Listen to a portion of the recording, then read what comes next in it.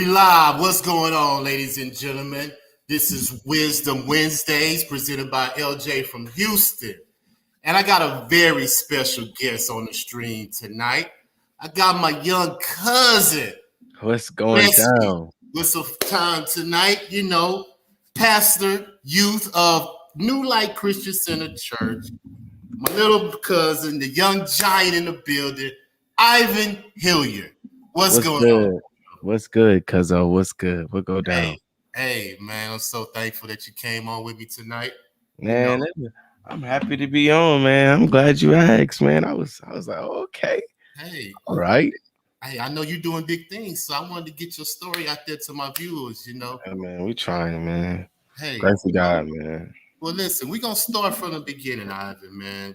Give us a little background on how you grew up, being with a young, successful family, people viewing your family as, the ministry as it grows, mega church, all the stigmas and everything going on. So give us a little background on how you grew up. I grew up pretty, hey, man, it was no, I wouldn't say a lot, but I've had a lot of diversity growing up. As a kid, I grew up in Cranbrook, in Greenspoint. So, I'm a Greenspoint baby by nature. I'm by heart. That's where I'm cut from. That's where I'm from. Me and my mom, and at the time she was married. We all stayed in that house, but growing up, I was around the family. Always around family. Grew up around my grandparents. Grew up at the church. Being at church a lot. Yeah. You know how that go. Yeah. Man, sports, just understanding, what we were doing as a family, what my family was doing. It was a lot happening. As I was growing up, my grandfather was blowing up, like blowing up. And we like understood like to a certain extent, like, he's something. But I don't know. I think we just kind of I don't think it really hit me till I was about 13. Like, I was just gonna ask you, did you know the moment when it actually hit you of who he was and the impact he had? I had to be about 13 or 14, and I was sitting in class, and I had a teacher. We had just came back from summer break or whatever. I remember this day so vividly. It'd be crazy because this is how I affirmed myself that we was living a life that was crazy. Mind you, I'm in an all-white school, like all-white private school. They asking what we did for the summer, like, did we take a vacation? And everybody's saying like they went to like Colorado and California and stuff like that. They asked me, and I'm like, yeah, we went to Aruba, and then we stayed another week in Florida. And I'm like, then it just kind of hit me like, I'm black in this all white school. Yeah. And none of these kids just said nothing like I just said. And so, at that point, we kind of understood, but I was focused on sports. I was playing basketball. I was figuring out whether I was going to do basketball or football in high school. I was still doing dual sports. It was a lot going on, like literally, like for real. Like, yeah, I can imagine. It was, my grandfather was traveling the world teaching, and then my mom at the time is his COO. Yeah. So it's just stuff on stuff. Like, we had nannies. Like, I went from being with my mom to having nannies. Like, oh, you working now. Like, oh, okay. Yeah. And then, watching my mom develop spiritual encounter, like watching her her get big. Like, yo, this is crazy. Yeah. Like to this day, when I walk around anywhere in the city, like, and somebody see me with a spiritual encounter shirt on, or they can just recognize something about me, like, yo, you a Hilliard. Like, hey, I went to spiritual encounter. I know your mama. I'd be like, dang. But her impact was, I'm talking about, so hard in the city. Yeah. But you know, I love my city. I grew up here. I'm very well known here, but you know, I stay to myself. I stay out of the scenes, you know. But growing up, it was a lot going on. It was a lot. So kind of like an introvert. You just stay to yourself, do your thing. I'm an extrovert when I need to be, but I am definitely an introvert for sure. Like I can stay somewhere for days on end. Yeah. So the success of the family, how did that affect your relationship with your friends?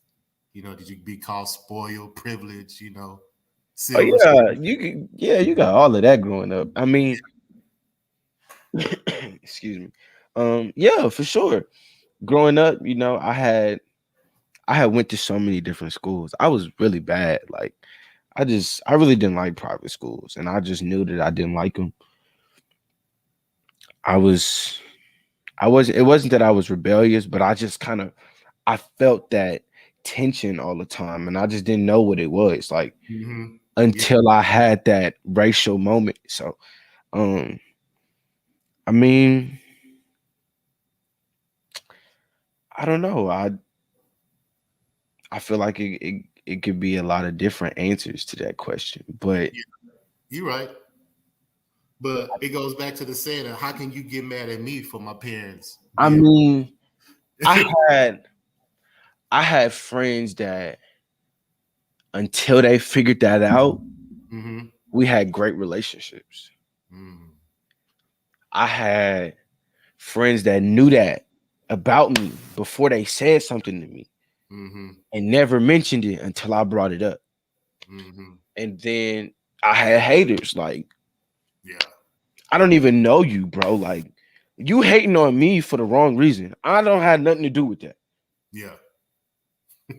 Your parents, this, your grandfather stealing from church. And I'm like, yeah. All the negativity just in your presence every day. And I mean, you know, growing up, I was snapped. Like that was my trigger. Like you could talk about me, you could talk about everything. You could talk about how I look, how I dress. I could care less. When you start talking about my family, like we got a huge problem. Like we got a serious problem. Yeah. And so I've over the years, I've still, you know, I still have moments where I'll be ready to get at people for talking about now it's my mama. So now it's like it take everything in me sometimes to not respond to people like, yo, if you don't chill out, bro, like, but my friendships that I have are true. Like they're really true. They're really solid. You know, I done had ups and downs in friendships like everybody else. I don't think to sit here and say that I've had perfect friendships is true. I mean, ups and downs, you know, life come at you fast. Friends, everybody got to make decisions. And when you got it, or people feel like you got it, they feel like if you don't bring them in on it, y'all not cool. Like it's a lot to that game. And so, you know, when you play it, it's when you are in it, it's just like you got to know what you're doing. Like if you don't know what you're doing, like I done had people spit in my face, and after I didn't help them, I done had people that really appreciate it. I mean, I've been on both sides of the card. I just at this point in life, I take people by their heart, you know, what they show like. And it doesn't really even have to deal with longevity. Like you can know somebody real intentions by just how they interact with you, what they'll allow you to do while you with them if they know what you're trying to accomplish. Yeah. So yeah, exactly. All right, so let's transition to high school. I did a little research on you. You said you got cut from your high school team. So yeah, man. give us the story. How did it go? Man, so look, bro. Right. Okay, look. I'm rocking out middle school AAU. Like Yeah. I'm on 3-4 AAU teams. And mind you, in them summers leading up to high school, like any of them AAU teams I was on, all the total together, we may have lost 5 games. Okay. Like that, balling, huh? So we hooping. Yeah. But this team that I'm on, we kind of from the same area, but we don't go to the same schools. Because if you know Houston, you could be in the same area, but you don't go to the same school at all. Yeah. So, you know, we growing up together. I'm getting better. I go and I try out. I was first at a private school in middle school that I was playing for during the year, like during the actual school year. And I would play AAU in the summer. Okay. And I ended up going back to public school my freshman year. And what school was that, by the way? I went to Klein Oak. Okay. You know, I know everybody too. I didn't hooped with all of them from middle school. Like I have been in and out of middle schools. My 8th grade year, I went to that Christian school. My 6th, 7th, the beginning of my 6th grade year, I went to the Christian school. So the rest of my middle school years, I finished at Crimmel with them before I tried to go back to Christian school. Okay. I show up. I'm there for a couple months. Tryouts come. I try out. And mind you, in my tryout, like I'm working people. I'm working people that's bigger than me. Like, yeah. To the point where some of them is like, yo, that was nice. Yeah. I'm not, but I know I'm not super good. I know I'm not varsity level yet. I'm really like, bro, just put me on JV. Like, I'm a freshman. Yeah. Give me that respect. Don't put me on freshman team. So trial was like 2-3 days, right? I go all 3 days, bro. Like I hooped. Yeah. And I tell you, I hooped like in my head and my heart. I knew I should have been on one of them teams. I made none of them. So, you know, I'm not frustrated, but I'm trying to like figure it out. Like, why didn't I make the squad? Like, yeah, what stopped me from making the squad? And then when I'm looking at the sheet, I'm like, I know I'm better than him. Yeah. I destroyed him. Like, what? Yeah. Okay. I go to the coach. He like, I really like you, really like your game. You're just too short for my systems. And I was like,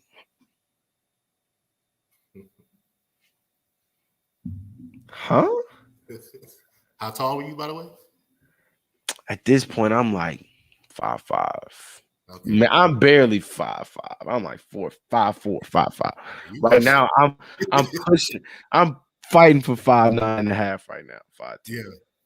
So to this day, I'm 5'9", 5'10". Okay. I'm like, I'm too short for the system. This is new to me.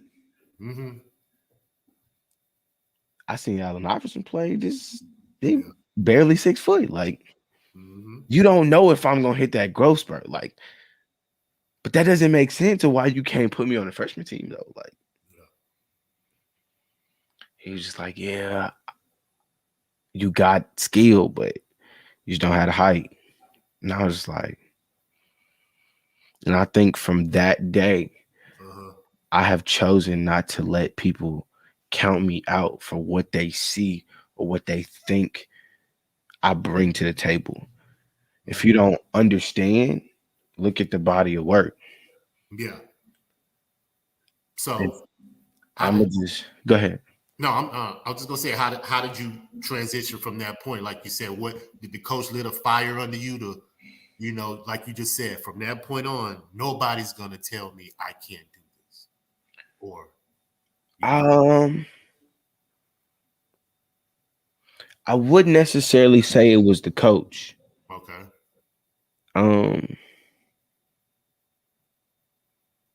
I kind of had like this real like defensive thing about me, like you're not gonna tell me that. And at the time, I really think that's what it was. Mm-hmm. But I think at that moment, that was the first time I had like really failed at something. Yeah. And so, and I wanted it. I Mm-hmm. have never wanted something and failed like that. And so I just remember how upset I was. Like, and I got on myself. Like, I don't I may cast like attitudes on people when I'm mad, Mm-hmm. but I'm really mad at myself. Like Yeah. when I sit down after a situation, I get mad with Ivan. Like, how did you get here? What did you not do that put you in this position? And so I was more frustrated with myself. Like, you could have did more. Like, what did you miss in that tryout? Mm-hmm. Did you miss something open that you could have hit? Like, Mm-hmm. what did you do? And Yeah. I'm so critical of myself. Like, I'm gonna think down to the T. Yeah. I'm the same way. Maybe it wasn't this. You didn't set the screen here, so he didn't think that you was big enough to set screen. Like, Yeah. I Should have just a bounce pass instead of a chest pass, you know. yeah, and it was that moment where I was like, the dog in me is never gonna stop biting or Yeah. barking. Like, you really got to put me down to put me down. So Okay. So even now, okay. After after high school years, heard you went to military school. Can man, yeah, I was cutting up, bro. yeah, can you give us a little background on how did you So, end up in military school? um, after that freshman year, I really had kind of just I got mad. Like, I had gotten mad to the point where I was like, I don't need basketball. Mm, okay. And just started doing my own thing, started going crazy, just doing whatever I thought I wanted to do, Mm-hmm. being here, being there, uh, doing that, doing this, smoking that, smoking this. Like, Yeah. Yeah. you know, I was, I wouldn't even say I was entrenched in my environment, but um, I So intention, I intentionally moved myself away from church. yeah. Like, So you were one of those kids that kids get mad at, like you don't even have to live this life because of the way you grew up, but yet you're choosing to live like this. You know, a lot of nah, I never did that kind of stuff. okay. Nah. It was never like that. It was more like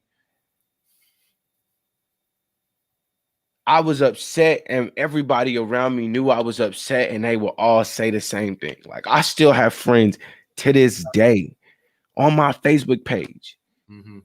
that can go back and tell you the moment they was like, bro, you know you're gonna be a pastor, right? Mm. Okay. And this is in high school.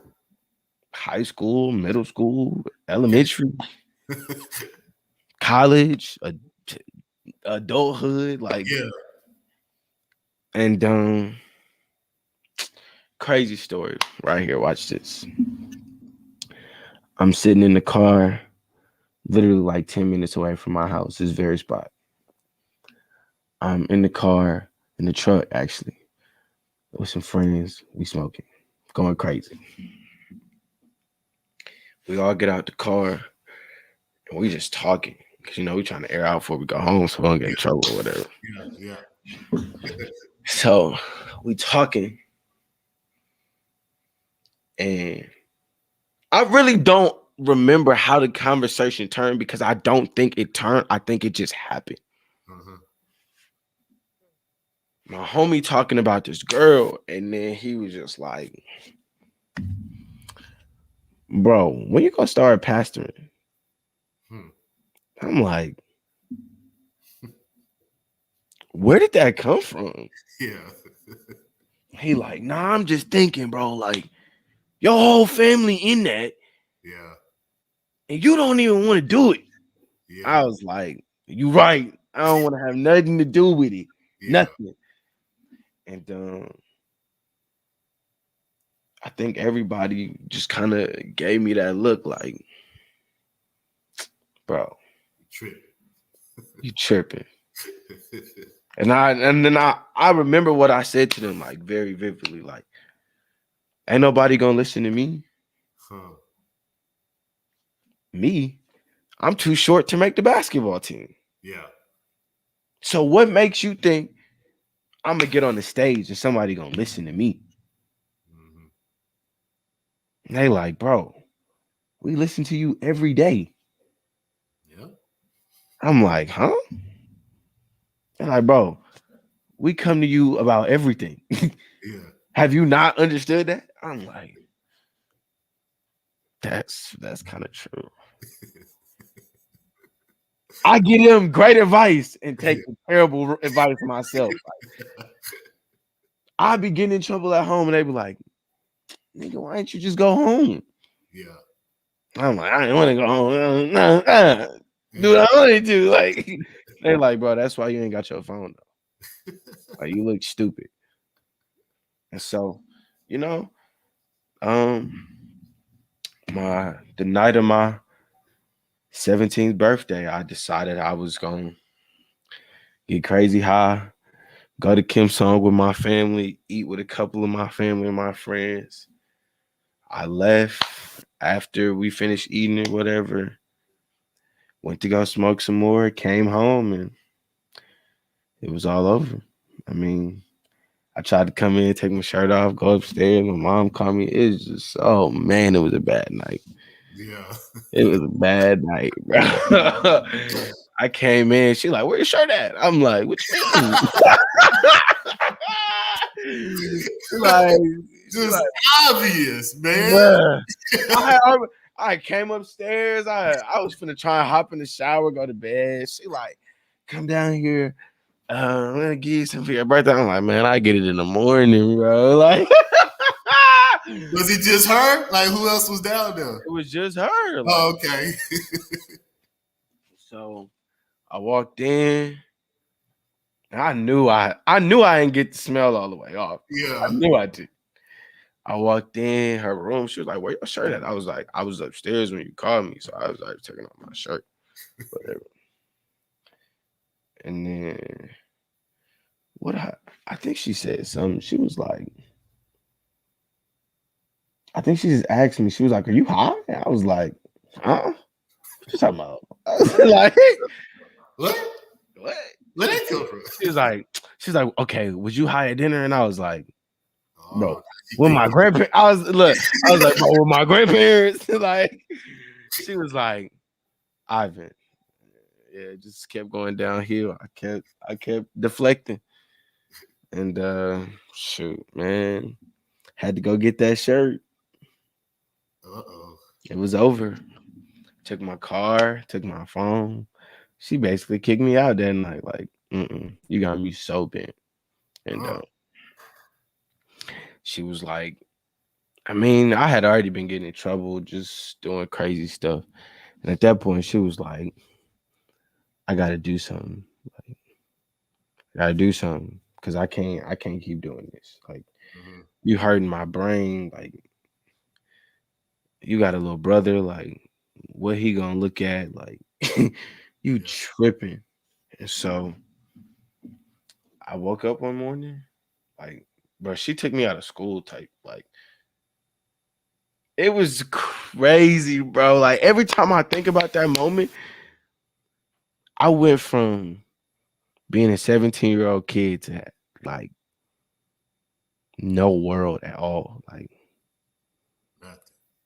Like, bro, some of my high school friends didn't even know like what happened. Like, I disappeared. Like, you just vanished. They was like, bro, you turned 17 and was gone. I was like, ah. But I had literally went to military school right after Christmas. Like Right she gave me all of my military uniforms and stuff like that for Christmas. Like that's wow. how mad she was. Like that's how bad I Wow. messed up. So did you know when you were going? Oh yeah, like I woke up one morning. I was downstairs doing something, eating or something. She had came in. She was like, yeah, so you're gonna be going to military school. You're gonna be leaving this date. Mm. You gotta go do this date. You need to do this date. And yeah, I'm like, what are you talking about? She's like, yeah, you're gonna be gone for 6 months. So get ready, Jack. I'm like, Man. going where? Yeah. she literally was like, I was like, dang. She was serious, bro. Like I had Yeah. never seen her that mad. So I knew I had really messed up. Yeah. Bruh. And then when I got all that stuff, like, bruh, she brought me the combat boots that I would have to wear every day for Christmas, bro. Wow. She was like, "This what you getting for Christmas? Everything you need to go there." I still went out there in style though. They took me out there in the helicopter. You know what I'm saying? Yeah. I flew out there like some gangsters, boy. Stop playing on, man.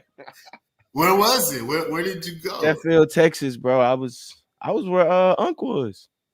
Oh, really? Same building, same complex. Wow. Crazy. And it was just crazy, bro. Like I remember her dropping me off, bro. Like I remember the whole thing, bro. Like I have dreams about it sometimes and can't believe, like, yo, you really messed up that bad to do some stupid stuff like that. Like To end up there. literally, like and then we be talking about it sometimes, and I just be like, dang, bro, that's crazy. But to be here in this moment, Yeah. you know, I think a part of that gap, was not having me feeling like I didn't have a father in the home. Mm-hmm. But my grandfather was always there. My mom made sure I had male figures around me. I just totally like wouldn't respect or didn't care what a man had to say. Like Yeah. it didn't mean anything to me. And so at that point I had to sit down and have some conversations with myself, Mm-hmm. I can't go nowhere for 6 months. Like she like, if you don't finish this program, like Negro, you can't come home. So you better figure it out. Mm. And I was just like, bro, I was this close to convincing my grandfather to come get me though. Yeah. But he was about to fire up the chopper, come get me like a G. I was trying to tell you. But So nah, what stopped you? What happened? Why you didn't? Well, my mama stopped him. oh. I wanted him to come get me, but Yeah. I'm honestly glad that I did stay. I think for me being in there and just being in that environment, I learned that I was different. Mm-hmm. I had I ran from a blessing for so long. I had to understand like God didn't put me with this family in this environment for nothing. Yeah. Yeah. I can I relate. learned that while I was there. Like, yo, hey, I got no. Don't get me wrong. I got some great friends from there. I Mm-hmm. got some homies that's dead from there. Yeah. You know, but for me, like, I'm in that mug, and I'm like, nah, bro, I'm different. I'm just cut different. Like, we having common sense things happening. I'm like, bro, I'm just different. Like at that point, I knew wholeheartedly, like, this not you, bro. You different, bro. Mm-hmm. Even if you don't want to do church, like this not you. Like Mm-hmm. you too different for this. And so there was conversations with myself. I had to stop blaming my mama for a lot of the stuff that I felt like she did. Mm-hmm. I had to build a relationship with her. You know, it was hard. Even when I got home, like Mm-hmm. it was hard to say, "Hey, bro, you supposed to be forgiving and forgetting, not holding this still." And so, you know, Did I something was have to deal with, your father and her relationship? Like, I met my father, bruh. I tell you bruh, stuff is so crazy that when it happened to me, I'll be like, okay, what? Okay, let so us know, man. It's RaWordz, man. Let us know. I tell my mom I want to be my dad because her and Jeff sit me down and tell me that he not my real dad. So I'm like, oh, well, all right, cool, whatever. Blah, blah, blah. I want to meet the real one. Okay, so hold on, back up. They sit you down and say Jeff is not your real dad. Yeah, they tell me Jeff is not my real So dad. you I'm you like, did you know this or no, did you? I'm like 12. I didn't. Okay, I mean, okay, to a degree, yes, but to a degree, no. Like, yeah, I get it. yeah, but you like, you Yeah, know, but you don't know. yeah, I got you. You see what I'm saying? Like, Yeah, you call him dad, but you like, I do remember, like, he didn't just show up, but he yeah, showed up. yeah. It just I popped don't up. want to say it like that. Like, my mama just popped up with a nah, that's not what happened. But he showed up, but he Yeah, showed up. Like, got so, man, they sit me down, they like, we think you old enough to know this now. Jeff's not your real dad.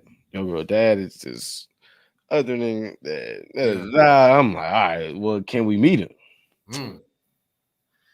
And my mom like, I'ma see. Like, and the crazy thing is, she was like, all right, like I see. Yeah, Like she genuinely was like, okay. yeah. And that's why I commend my mama. Let me stop and commend my mama. Okay. Anytime I've had any question, like concern, like Mm-hmm. even when I was frustrated, she was still answering my questions. I didn't like her answers. Okay.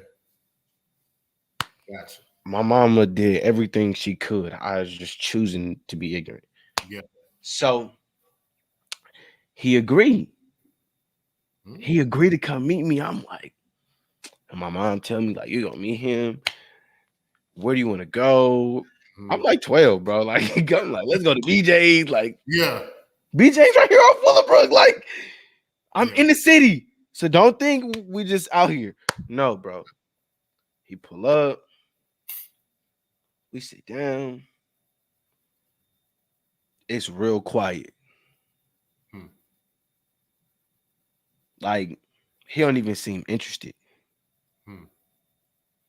So my mama kind of started the conversation like, he wanted to meet you. Like introduction type. So I'm asking him, like, where you been? Like, Mm-hmm. what's the deal? Mm-hmm. I'ma just cut to the chase. Mm-hmm. I had already had a family when I was with your mama, so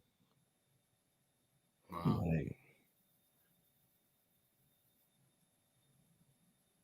what? Like, he like, yeah, you got a couple brothers and sisters. Um,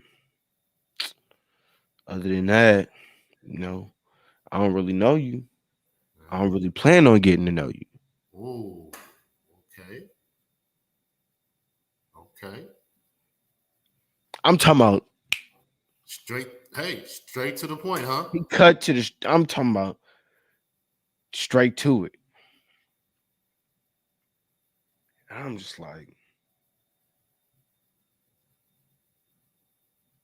I literally sat there like that, looking at him for a while, like, okay. Did he just actually say this to his own his son that he has no relationship with? I don't plan on having one. Whoa. Because I know your mindset wasn't to hear that going into At all. that meeting. At all. Yeah, that was far from what you thought he was going to Bruh. say. Mind you, I'm in that Disney phase. So I've been watching Disney. Like, the dad's supposed to care. He's supposed to care. Man, he said that, and I looked at him. I was just like,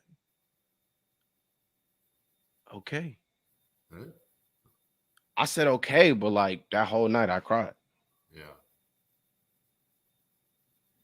I told my mama I was fine. I told Jeff I was fine. But as soon as I got to my room, bro, I just didn't get it. Like, Yeah.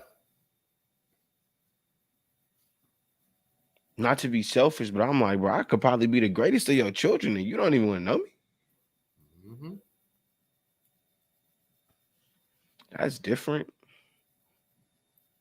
That's extremely different. Yeah.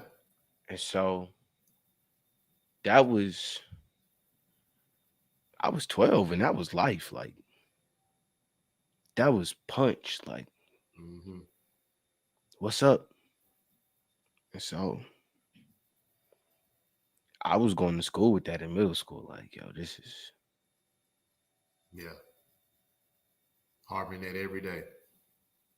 because it just, and it would just pop up at the randomest times. Like, Yeah.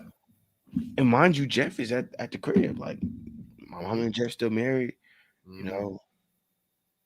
But as I hear people talk like my dad, like, da, da, da, da, I just be thinking like, why your daddy wants you, but mine don't want me? Like, I don't understand this. Mm-hmm. It didn't ring to me until I was like 18. Hmm. So, military school, you graduate in 6 months. Was that just a temporary thing? Like you said, you were No, I gifted. got my high school diploma. I got my GED. I was Okay. done after that. Okay. So it wasn't no thoughts of going into the military, like having a career with that. It wasn't no Um, thoughts like that. This was I just was like, actually about to join the Marines, okay. but I had made a promise. My grandfather had made me a promise that if I finished, I could go to any school I wanted to. Mm. Any school. Any school. Any school. I'm I talking could about, chose any school I wanted to in the country. yeah. I could have went to not Harvard because I ain't had the grades at the time, but Yeah. if money was to get you in the door, I would have been okay. Yeah. Um, yeah, he had told me he would send me to any college I wanted to go to, and so I was gonna go and be a Marines. I had met with a recruiter before I had finished the program. Mm-hmm. I had took the ASVAB, and they Yeah. had they wanted me to be a Marine. Like, no, we need you. And I was like, I was like, that sounds kind of scary. And I was just like, and I think I told my mama about it. And she was like, boy, I ain't letting you go to the Marines. I was like, man, you already put me in the environment. Like, you can't take it away now. Like, Yeah. Yeah. and so really my grandfather just I came home maybe like 2 or 3 weeks before I had to decide if I was gonna go or not. He was like, did you figure out what school you want to go to? I was like, oh, forgot about that. And so I just started looking around. I knew I wanted to go to culinary school from being in military school. I hated the food there, so I would just think about food all the time. Yeah. And I would cook at home before I went out there. I just, because my mama don't cook. She don't cook at all. So I was cooking since whatever I could get my hands on. We cooking it. Hey, we gonna figure it out. I'm gonna Yeah. eat. Um, Ended up going to culinary school in Atlanta. Culinary school. I went to culinary school too for a minute. I don't know if you knew that, but I heard a little something about that. I ain't know how true that was, but I heard a little something about yeah, that. look, but I ain't stay long. Tuition was too high. I had to drop out. So, Nah, I did all 2 years. I actually signed an internship to go overseas to Italy, ugh. and ended up going to Bible college. Stuff just be happening, bro. It never like it's never like a clear line. Like it just be like, okay. As we realize, we ain't supposed to know because Man, there's an old saying that says, if you want God to laugh, tell him what you got planned. man, look. I had told him a bunch of times what I had planned. I'm pretty sure I told him just about every day what I was gonna do. Yeah. None of that happened. None of it. None of it. So, but I heard you before culinary school. I heard that really wasn't your first choice. I heard you wanted to go across the country. You wanted to go to California. You was thinking about going to Florida. Wanted to stop in New York. Well, no, I still wanted to go to culinary school. But okay, so look, Le Cordon Bleu is the school that I went to. Okay. So they had a Le Cordon Bleu in New York. They had one in Miami. Okay. They had one in Atlanta, and they had one in LA. Ooh. I was like, yo. All 4 major coasts. Hot spots. I'm like, yo, send me any one of these. I'm okay. Yeah. I wanted to go to Miami. My mom was like, no, you gonna go to Miami. You might end up having a kid. No. I was like, dang. Why not? Yeah. It's just Miami. Like, I'm going to culinary school. Yeah. She said, you're going to be cooking. Nah. Too much going on. Too fast. I'm all right. Whatever. So then I'm like, let me go to Cali. She like, boys, you're crazy. I'm like, bro, why not? Let me go to Cali. We know people out there. We ain't gonna have no problems out there. Yeah. I'm definitely gonna be good out there. Like, yeah. Send me to Cali. Was it in Los Angeles? What part of Cali? LA. It was in LA. Okay. Okay. I was finna be in the middle of everything. Yeah, I'm pretty sure.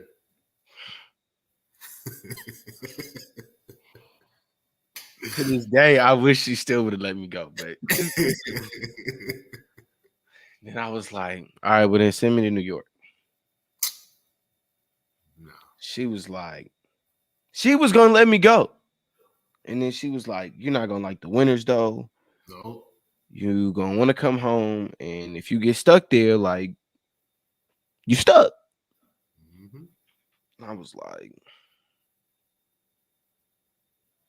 and I think we had took a vacation up there maybe like 2 years prior to this. Mm-hmm.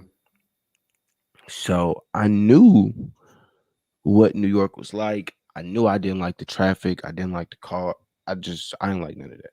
So I was like, dang, she right. So my godbrothers, one of my godbrothers was at Clark, Atlanta. Okay. In Atlanta. So I called him. I'm like, I got an option to come to Atlanta. Is it worth it? If not, I'm finna keep fighting for these other spots. Yeah. He like, bro, you tripping. It's lit down here. Yeah. I'm like, don't cap. So I tell my mama, I'm like, let me go visit John for 2 days. Mm-hmm. She sent me down there. I fly down there. It was up. It was up. I said, oh, I'm moving. I'm moving. I came back. I was like, I'm going to Atlanta. Why are you going to Atlanta? I'm like, man, you asking too many questions, Atlanta. Yeah. You gonna let me go or not? Yeah. She was like, all right, I'll let you go. Maybe 2 or 3 weeks later, we flew down there. She moved me into an apartment, bought me furniture, everything, whole nine. Whoa. Bro, I got my own, bruh. Listen, bro, it's about to get real intense real fast. I got my own apartment in Atlanta, 2-bedroom, right? Yeah, okay. Back kitchen, crazy balcony. I'm in midpoint. I'm walking distance from the city. Oh. Hey. I'm 10 minutes from Georgia Tech, Okay. Georgia, Okay. Clark, Atlanta, Spelman, and Morehouse. Wow. Wow. Okay. In my vicinity, I feel Georgia you. State is like 20, 30 minutes away. Yeah, I feel it. In my vicinity, because it's on the other side of the city. In my vicinity, though, Yeah. I got 5 major colleges. Bro, I'm in the middle of everything. The recording studio, Migos, 2 Chainz, Dolph, anybody in Atlanta that they go to record their music is up the street from my apartment. Okay. When I say up the street, like I could walk out my apartment and walk to the front door and knock on that mug. Yeah. When Bankroll Fresh got shot, I heard that mug. I was on my balcony. Wow. I seen the gunfire and seen the action, but didn't know who it was. That's crazy. Wow. Like my balcony, I could step out of my apartment, walk around to like the pool area and see the entire back of the city. I could see the recording studio building from my balcony. Mind you, my apartment is built into a mountain. So like I had the livest, bro. I'm imagining. I'm in my mind right now. You was good. Bro. I'm great. Yeah. I go out to Atlanta, bro. I'm going to culinary school every 2-3 days. Like, because we only had to go 3 days out of the week. The other 2 days was like lab days, but you could finish those lab days. Yeah. Before you could finish the lab days on the other 3 days that you was already there. So you don't have to really necessarily come back. Yeah, I got you. So once I learned that schedule, I started working at this restaurant with this one of my mentors named Kawan. Okay. I'm working at this bar and lounge with him, and he like, yo, where you stay at? I'm like, I stay right in the city. He like, no, you don't. Mind you, I'm not even 19 yet. Yeah. I'm not 19. I'm 18. Apartment, fully furnished. Yeah. No care in my mind. I got a brand new whip. Yeah. Brand new Jeep. In a whole new city. Yeah. So I'm meeting grown adults that's like, you doing what? You doing what? Yeah, bro, I stay in Midtown. By yourself? Yeah. How? I don't know. But we doing it. Yeah. They like, but I'm growing. People are getting to know me, Ivan, so. Yeah. Anybody that know me in Atlanta. They don't know your family. They don't know that you're. At the beginning, no. Okay.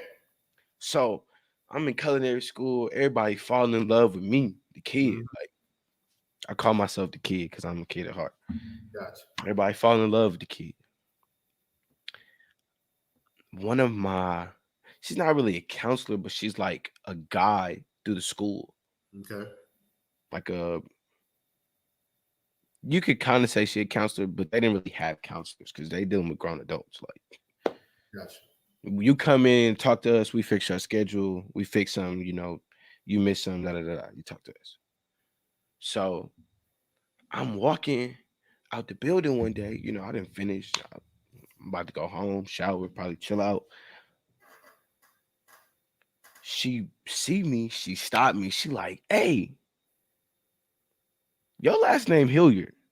I'm like, duh, you know that because you my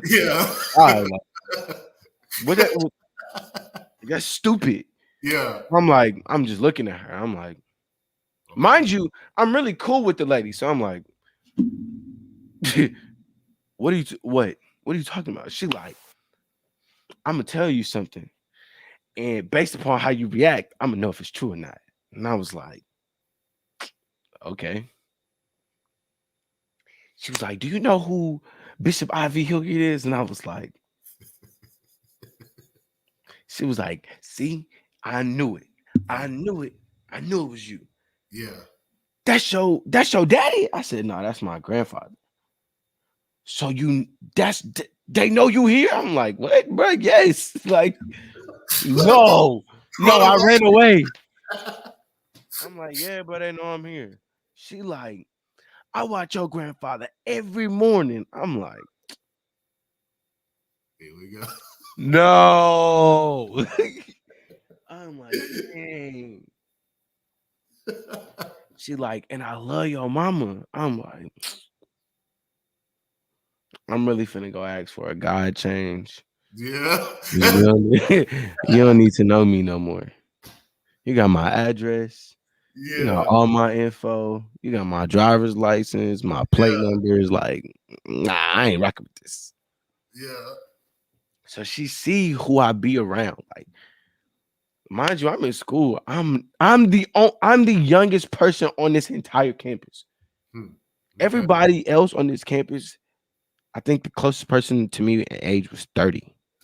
Wow. Really? Dead serious. 30 and up.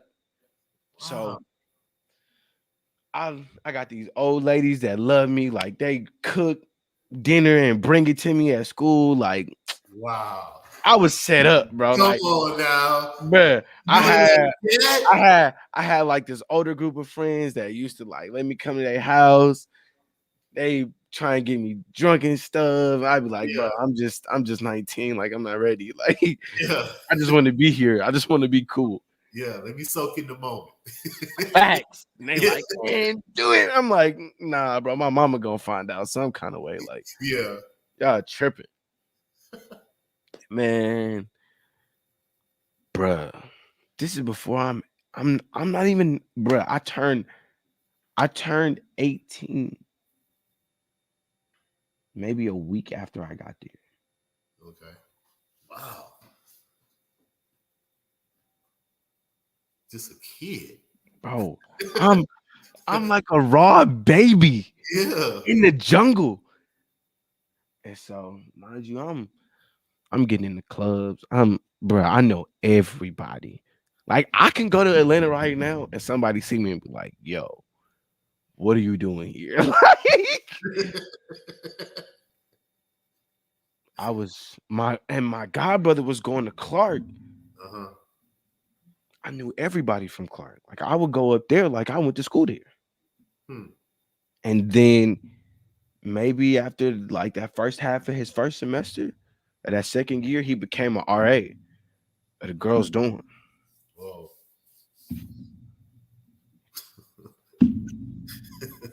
It was over. Yeah. It was over.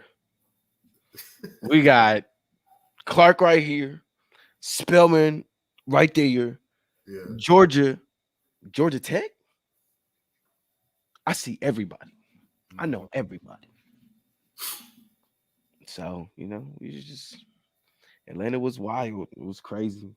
I see. So what's your best dish? Tell me, since you the culinary chef, what you think your best dish is? What do you mean? Like, what's my best dish to cook for Yeah. someone, Yeah. or what do I like to cook? Okay, well, either or. Give me both. Something that you would like to cook for somebody or cook for yourself. Either or. I like to cook pasta. Pasta is really a big thing. I like to cook pasta for people. Um, my best dish.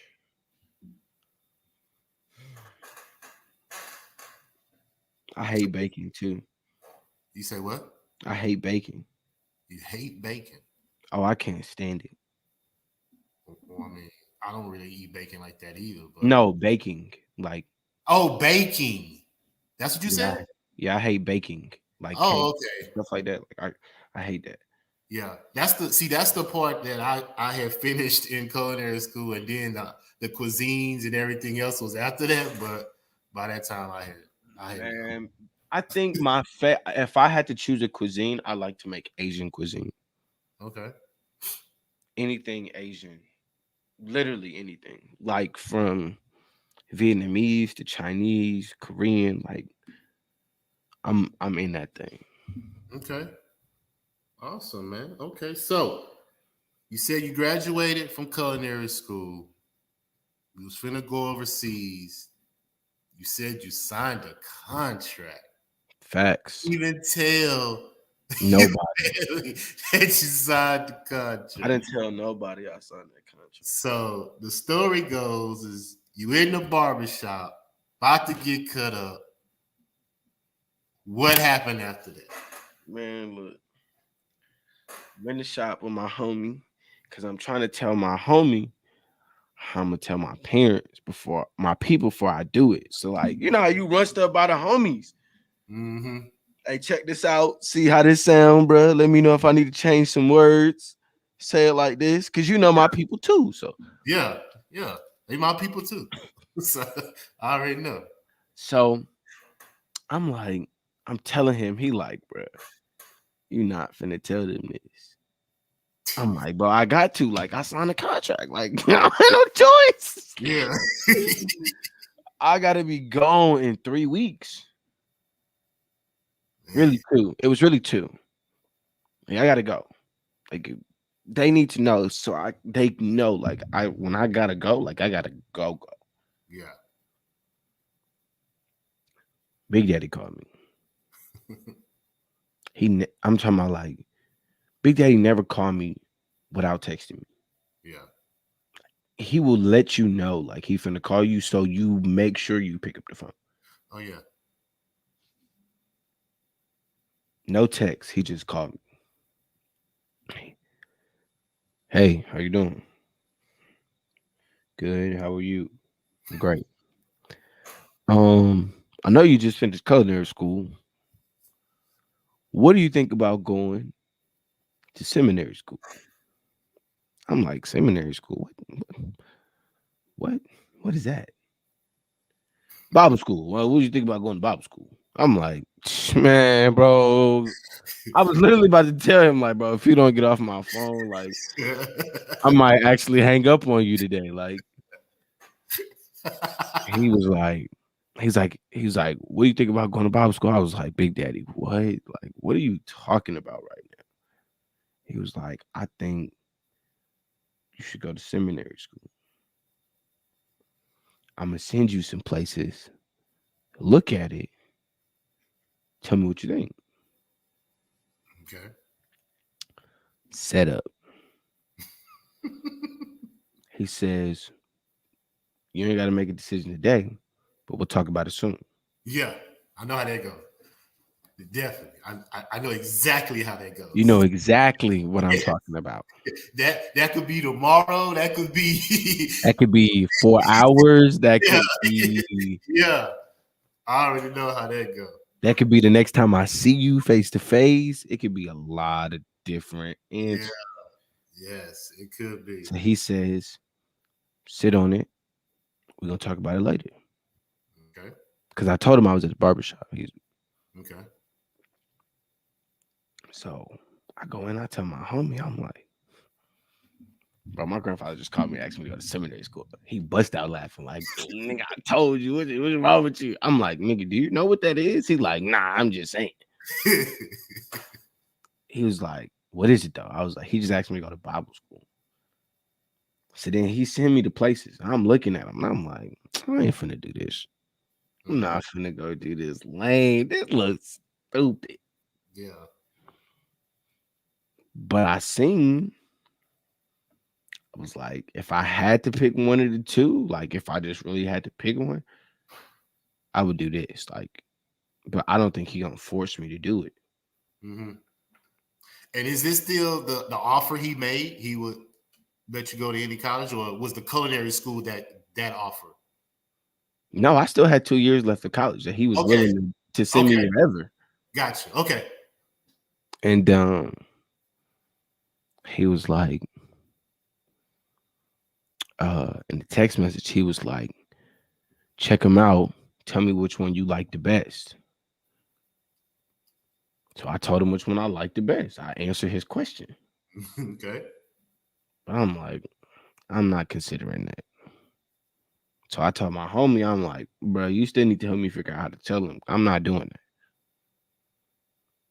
Big Daddy called me maybe next day.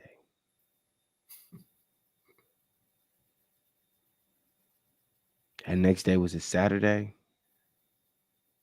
No, he ain't called me that Saturday. I seen him that Sunday. Okay. He brought it up at lunch. Lunch on Sundays. Oh, like at the table with all the family and Everybody. friends? Everybody. Oh, okay. So mind you, this is the point where I was going to tell everybody about the contract. Yeah. Because this is when I decided. Mind you, my homies is sitting next to me. Oh, okay. They know I'm about to do this. Yeah. So mind you, they eating, they looking at me like.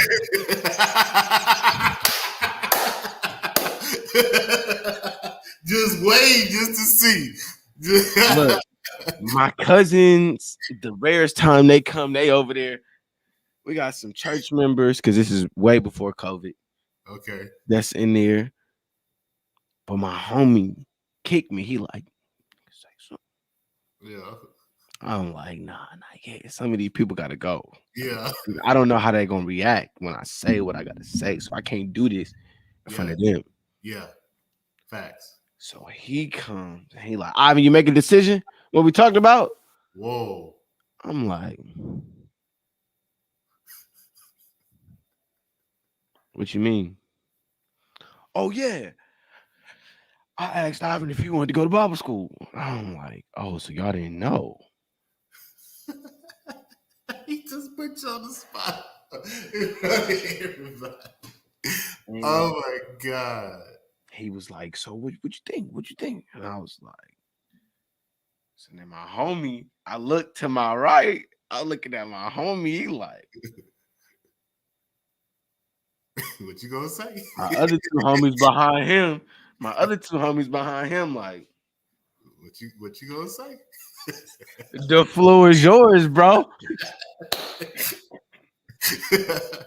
So I'm like, I thought about it, I looked at it, and that was kind of gonna be my response to his answer, and then I was gonna tell it. He was like, okay, but what you think? I was like, what you mean what I think? Well, I need an answer because if so, we need to get you enrolled. I said, enrolled? When is it supposed to start? 3 weeks. My homies did the same thing you just did. Okay. So I feel my homie tapping me like, yo, timeline. I'm like, oh my God. He like, you gonna go? And I said, yeah. I choked. I choked so hard.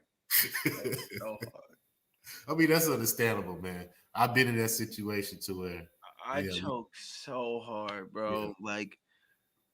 Like you know how you be waiting on the moments, like when it get to this, now I gotta make my decision. I'm gonna make it. Yeah, I choked.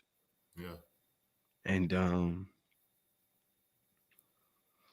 I just remember what my homie said when I got in the car after we finished eating lunch. He was just like, "Nigga, you knew that was the right decision." So now I gotta backtrack and call the chef that just hired me for this internship. Yeah. That was really finna grant me life out there, like crib, paying for everything until I got to a certain point, everything. I called him back. I'm like, look, my grandfather just asked me to go to Bible school, and I just told him, yeah. Crazy. I tell you, stuff be happening to me that be like just blowing my mind. Dude don't even know nothing about this. He don't know nothing about, like, he know my people, but he don't know what they do. Okay. I'm like, my grandfather asked me to go to seminary school. I told him, yeah. He said, yeah, I think that's more important anyway. Hmm. Okay.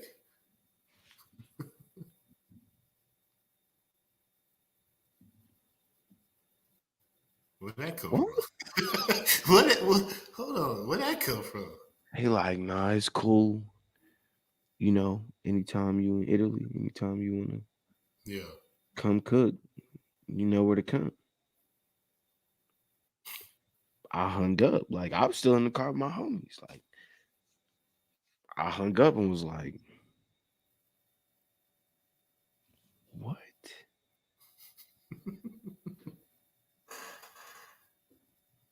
What's happening, huh? You're not supposed to be able to get out of them contracts. Yeah. He let it go on a phone call, bro. Yeah. Those are binding. Contractual agreement. Yeah. Seriously. And so I think that day I just kind of really just thought about it. That next week, me and my mama flew out to Oklahoma, got me a new spot, Man. new crib, That quick. new crib, everything. Wow. You know, I have a similar story, but it didn't pan out. Your grandfather, which is my uncle, Pastor Hilliard. If the folks that's watching don't know who we're talking about, we're talking Yeah, we about talking about the Apostle. apostle, big Yeah, dog.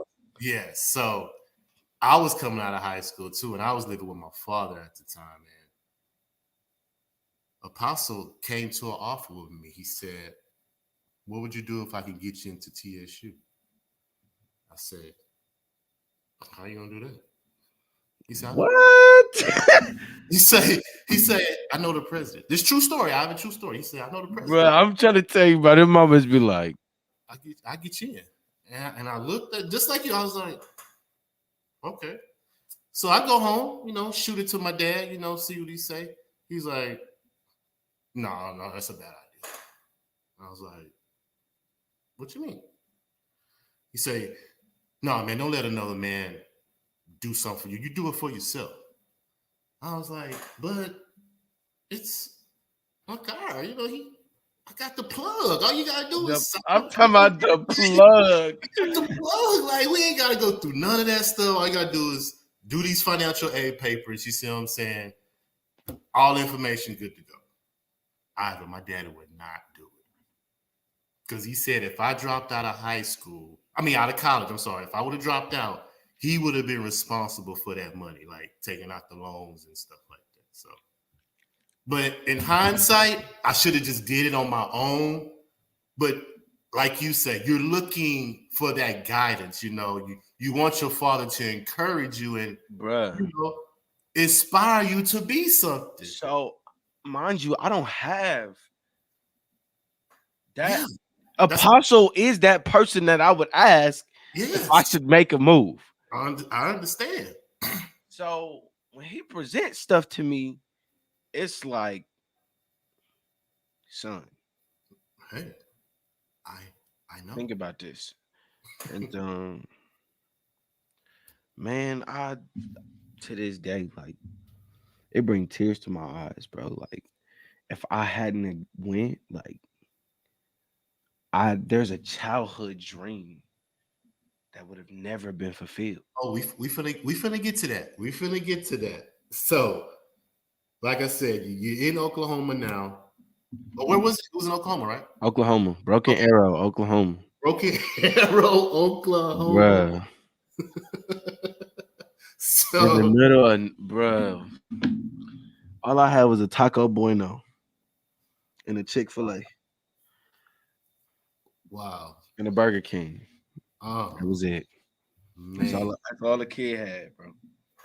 Wow. Okay. So, tell us how it went. What was your, you know, what did you think about going there? Like, did you think it was second guess yourself? Like, man, I shouldn't have done this, or no, I'm not good. No, I found out real quick why I was so happy to be there. Hold on one second. Okay. I just need to plug my computer in so I don't die on us. Yeah, don't do that. Nah, I ain't gonna let it happen. We have to do a part 2. So nah, my mom had moved me in. Mm-hmm. She was there she wasn't even there for a whole day. I really doubt she was there for a whole day. Maybe a day. Yeah, I think she had to stay a day just to get me like registered in school, and then she left. Okay. But she moved me in. I had my apartment shipped to the crib. Moved from Atlanta to Oklahoma. I went to just go look at the school for myself by myself. Just drove back up there. Looking at your environment. Mm-hmm. I'm very observant. Like if I need to know, like if even if don't nobody show me, like I'm gonna figure it out. Yeah. Cause I've observed enough to figure it out. Gotcha. So I just was on one of my little strolls, like looking at my environment, bro. This is where you're gonna be for the next 2 years. So you gotta see what's around you. And went up to the school, walked to school, seen the church. Mm-hmm. I'm just looking like it's cool, but our church bigger than this. I had a little pride in me, like, Yeah. but You and should, I mean, um, they got this rec center. Okay. I walk in the rec center, that's where we can go get food. Like, they serve fresh food, or they might bring in Chick-fil-A or something for the day. You could just go buy it. Blase, blase. Yeah. Upstairs is like a workout area, but they have like rec league basketball, rec league volleyball, rec league softball. Like, it's a bunch of property to do all of this stuff, but this is a rec building for that. It's a workout, like a whole like gym and a track upstairs that you can run. Okay. I see this basketball court. I'm talking about wood, like hard wood. Like, Mm. I'm like, they got a basketball court in here for rec league. Like, they going hard. I was like, bro, they here going hard. Yeah. I picked up the ball and just started shooting. And Coach Perry Shockley, walked out his office, asked him if I play basketball, picked me up right there on the spot. Man. So at this point, like the culinary school and all that, was that dream still there? Like, did you know that you eventually were going to just have to let it go because it didn't pan out the way you wanted to, or was you still hoping that that opportunity would come to play college basketball? Um, at that point, I couldn't even think about food because I wasn't in an environment that was for food. Okay. So as much as I wanted to do it, that's not where I was. Gotcha. And based upon the conversation that I had with my grandfather, he was like, I want you to go here. I want you to observe. I want you to look. I want you to understand. Mm-hmm. I want you to be there, like, and take this whole experience. And so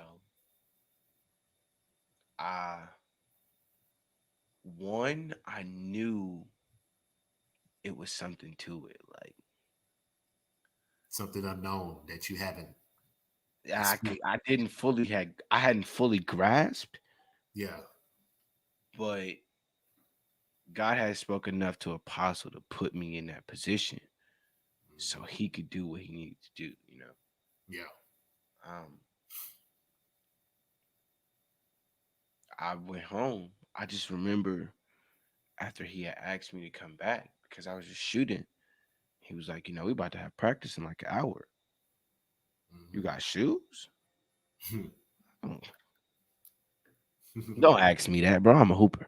Mm-hmm. I'll go get shoes and shorts from the crib right now. My stuff not even unpacked. I know where it's at. Yeah. Yeah. He like, bet, be back in 45 minutes. We got practice. Okay. You make it to the practice, the team like you. I think you're good. We keeping you. Oh, okay. Straight like that. That's it. Bet. Go to the crib. I was gonna call my mama in the car, but I was so nervous. Like I didn't know what happened. Yeah. I was shaking. Like it hit me. Like, I asked him when he like, you want to play on the team? I'm like, what team? Mm-hmm. Like, we got a team. I'm like, rec league. He like, nah. We play colleges, real colleges. You could win a championship ring. You could win 2 in a year. Mm. I'm like, don't play with me, bro. Yeah. And I told him, like, he could tell you to this day, like, I told him, don't play with me. He's like, go get your shoes. I came, pulled up to my apartment. I'm parking in the garage. I closed the garage. I'm just sitting in the car because I'm Yeah. thinking now. Yeah. And I'm like, yo, did that just happen? Hmm. Am I tripping right now? Yeah. I pick up the phone. I call my mama. I'm like, Mama, I got a basketball team. She's like, what? I'm like, they got a basketball team. She like, rec league or something like that? I'm like, no. Like, Ma, you'll never believe this. Like, it's a real college team. She like, mm-hmm.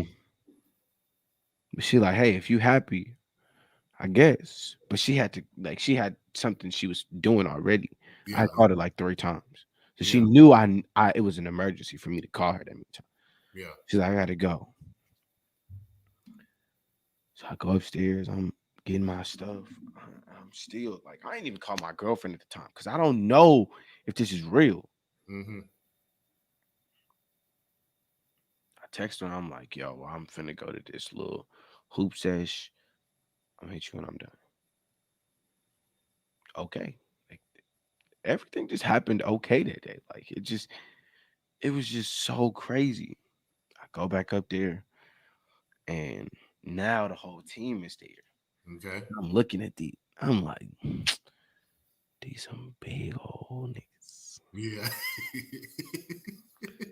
These some big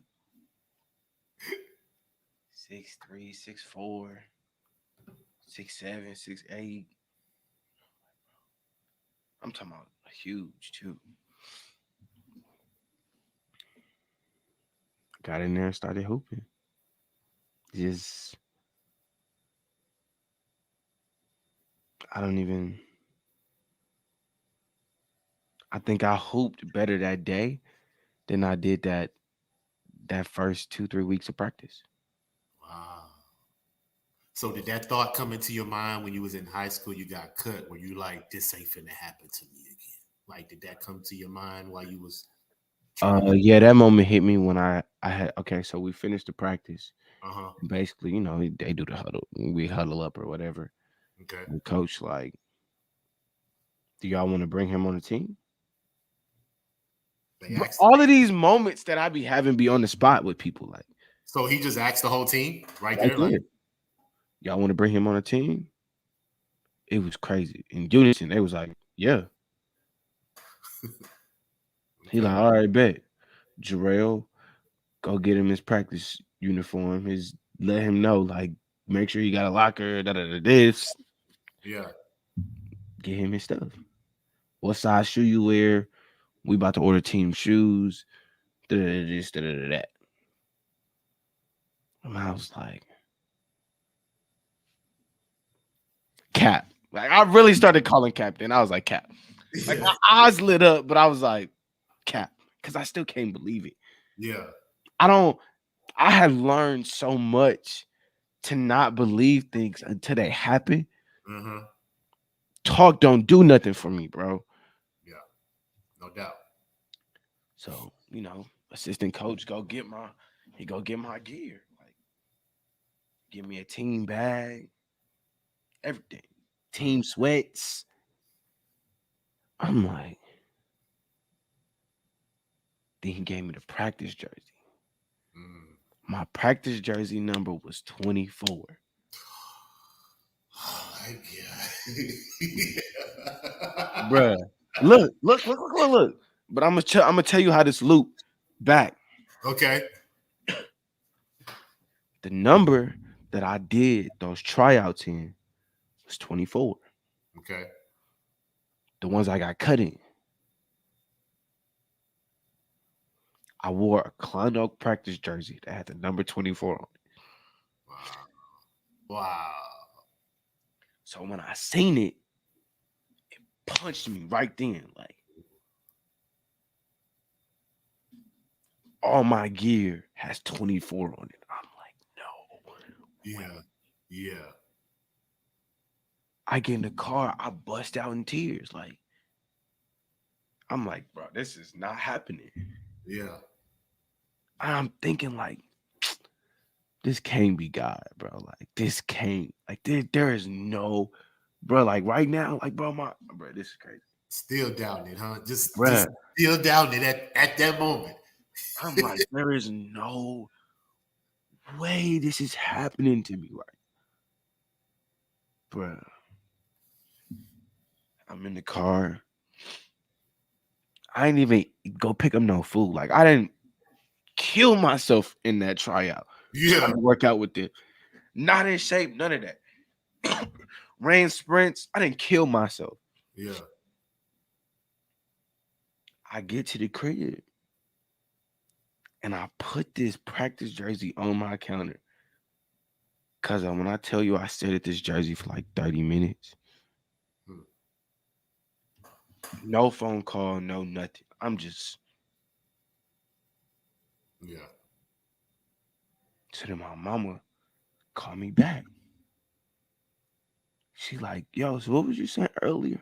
I was like, mama, I'm finna send you something. And when you get it, call me back. Mm-hmm. I take a picture of the practice jersey. I send it to her. I still got the picture on my phone right now. Wow. She called me. She like, what's that? I said, mama, that's my college practice jersey. She said, boy, you on the rec team? I said, mama, I am on a college basketball team. Wow. She was like, I haven't stopped playing. Yeah. I send her the schedule. The season schedule. I send it to her. I'm like, I just start taking pictures of the gear. Like, Yeah. she like, you told your grandfather? I'm like, yo, I didn't know this was here. This wasn't on the website. Exactly. When I looked at that website, and when I tell you I went through every page of that website, it was not on there. Yeah. Bruh. I'm talking about blew my mind. Mm-hmm. My first year in college, bro, we destroying teams. What division is this again? D2, ACCA. Okay. Bro, we destroying teams. We beating teams 20, 30. Man. We win a ring the first year. My first year in college sports, college anything that had to do with sports. I get a ring? Wow.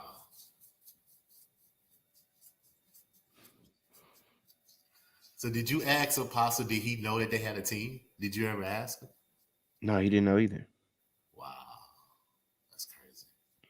That is so crazy. Man. He sent me to schools because he knew of the schools because he used to be on the board at ORU. Okay. He didn't know. Man, that's None of us knew. Like, my mama didn't know. I didn't know. So when it happened, it was like it was a gut punch for me. yeah. Like I think that was like really my first time like sitting down since I had left from military school and being like, yo, God, is that is this you, bro? Like Yeah. This how this works? you out here wilding like this, bro? Like, how did you pull this off? Yeah. And then my grandmother, if don't nobody, you know grandma. When Sure. she hits you with that text, it's always somehow right on time. Man, I'll tell you she's psychic, Ivan. I think Dr. B is psychic, bro. It's psychic, Holy Spirit. It's a bunch of stuff. She be too accurate. On point. She sends me a text. She Uh-huh. says, I'm really proud of what you're becoming. Mm. In these next 2 years, I want you to grow up and figure out why God is so good to you. Oh, okay. And she says, but remember, you carry my name doubly. Yes, you do. Yeah. Yes, you do. And it means something. To this day, I won't let it go. Yeah. Like, my name means everything to me. Yeah. I understand completely. So that was one of the childhood dreams you accomplished. Winning a championship. The biggest childhood dream Okay. I could accomplish. Well, I heard, I did some research on you, like I said, and you said you had a list of childhood dreams. Do Yeah, you still have that list? And what all did you accomplish on that list? I still have that list. I will not show it to you. I have accomplished 5 out of the 12 things on it. Okay. One of them is not possible anymore because I am past the age, but we still working on it. Okay. Um, you know, I that was at the top of the list. Like So that then was play college basketball. play college basketball. And you Number 2 was win a college championship. wow, I did 2 of them in the same year, same year. and then played the second season. What happened in second season? We went third round. Okay. Okay. So while all that's going on, how did Transformation Church come into your life? And Pastor Todd, tell us Oh the story. man. So I was going to Rhema. Mm-hmm. Rhema, I really hate when I have to say stuff like this, but to appropriate like this, but Rhema is a all Caucasian church. They got some African Americans in it, but it's mostly Caucasian. Okay. I just needed to be around some black people. I hate to say it like that. Like I just needed I needed that. I just needed black. Um I had ended up telling my mom and my aunt, like, yo, like I just need another church to go to because I can't keep going to this church. Like I'm trying, but like I don't even like it no more. My aunt went to school with Mike Todd. Pastor P went to school with Mike Todd. Really? They know each other. Like they close. Really? So she texts me and she like, check out this church. Blase blase. Mind you, I had already heard people like kind of talking about it. I just didn't. Mm-hmm. I'm not a go with the flow kind of guy. Like I'm not gonna go where everybody else goes. Like Yeah. it's just not me. So mind you, even when I knew that that was the church that everybody was going to, like I didn't tell nobody it was going. I just Okay. showed up. Okay. She was like, "Let me know when you're going up there. I'll let him know." Blase blase. I told her the Sunday I was going up there, so he knew I was coming. Um, Met him, talked to him. He was like, you need anything, holla at me. He got my number. I got his number to this day. Like, it's not a joke. Okay. He may not know I got his number still no more, but I got it. Yeah. Um, yeah. He's just like, let me know if you need anything. Cause he know who my people are. Which is just about any church you go to. Yeah. So I just told him honestly, I was just like, I'm just here to go to college. Like, I'm not looking for nothing. Like, I don't want no special treatment. I don't need no special seat. Like, you may not even see me every week. Like, I just want to be a member. I just want to go to church here. That's it. And before he moved to the building that he's in now, I watched that church sprout, like blow up in 2 years. Yeah. I watched him teach how he teaching now for 2 years straight, and I was coming home like, bro, y'all, this nigga is going off. Yeah. And he was talking to, I'm 20 now at that point, but he talking to young adults, teenagers, like he teaching what we live in. Mm-hmm. And so many people I knew were already going there, but just listening to him, it helped me find my connection with God on my own because I could listen to him by myself. If I didn't want to show up to church, I wasn't obligated to, but I could go back and watch that mug on Monday because Yeah. he posted it on YouTube or whatever. Yeah. Or sometimes I will watch on Sunday, or I just go up there, Mm-hmm. be in the middle of the crowd, maybe sit in the back, but I went. And I just started personally to grow in faith like that. Like, just, I wouldn't say that was the first time I had started that process, but it was definitely a defining time. Mm-hmm. I had started that process in Atlanta when I was going to the Dream Center. I was at the Dream Center. I learned why I liked worship so much. Okay. If you go to their church, they got some real worshipers over there. Okay, Doc, Yeah. they go up on Sundays. Yeah. I love that energy of service. I liked the willingness to sacrifice to the worship moment. Mm-hmm. And so I didn't see them not have church, like, because worship is so thick. Yeah. And at Mike Todd's church, it wasn't, I listened to the word at Dream Center, but Mike Todd, he just taught, it seemed like he was talking to me. But then I would listen to my grandfather and I would hear like this masterpiece. He teaches like an art, bro. Like, he can walk you from start to finish in a solid 45 minutes. Mm-hmm. That was wild to me. Yeah.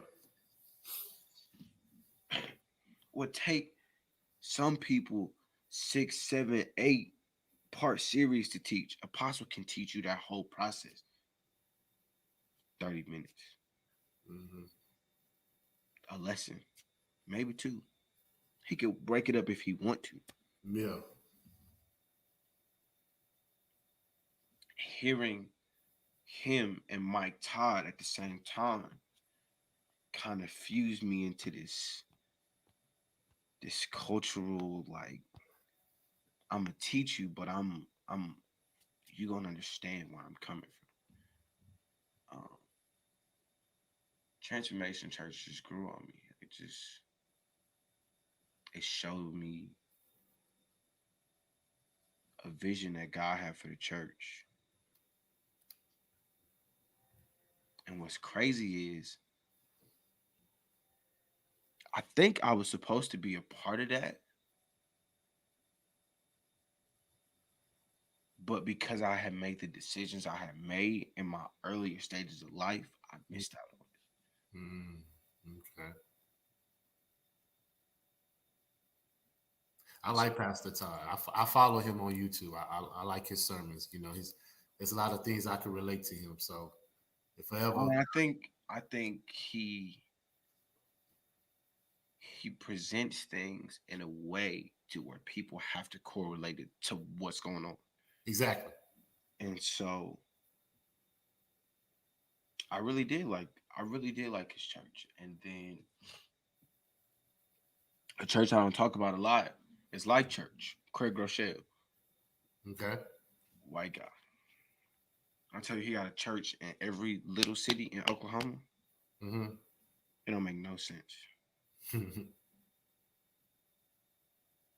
I seen another church that was operating with the numbers that people want in church with excellence, and he got like 30, 40 locations. Man. And each building is like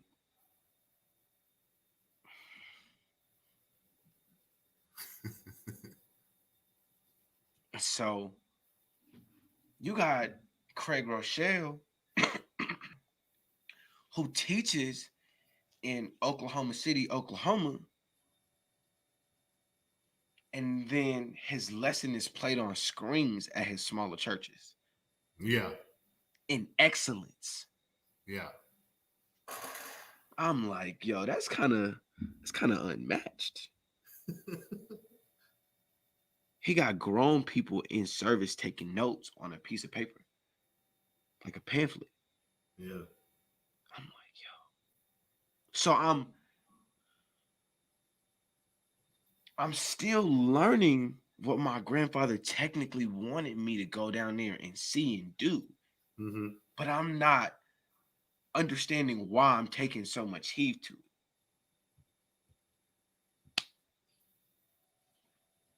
Then I started helping out in the summers at Love City here in, our Love City, our youth camp. Yeah. So I'm now going from home back to college, and I'm taking and learning different pieces that I can put in different areas. Okay. This is why I can say I'm different in every field that I walk into, because I honestly feel like I can maximize anywhere. I have observed and visualized excellence in so many different areas. I know how it's supposed to look. Gotcha. Mm-hmm. Each church taught me something different, but each church is great in its own fashion. Craig Rochelle, for him to be able to teach, broadcast his sermon, but still have a live band and still have every service that he hold in these little cities packed out. Yeah. Every Sunday. That's crazy. Yeah. Mike Todd, black, young, on fire, teaching a culture and a generation of college students that literally can't get enough. It's not necessarily how or what he's doing. It's that he's doing it consistently for a purpose in an area. Mm-hmm. When he did what he was doing in Tulsa, so close to them campuses, he knew that. Yeah. It made it better because he got all of those young people to start relating to each other and wanting something and expecting something more. Mm-hmm. Dream Center, great church, but when you talk about worship at an excellent high level, bro, Yeah. you go in every Sunday at worship at the Dream Center. That's if you don't, like, you being ignorant. Mm-hmm. Cause they come like that. Yeah. I would love to go visit this church. You know, I've been wanting to go out there. Yo, it's it's amazing how God has put me in the right places to see the right things.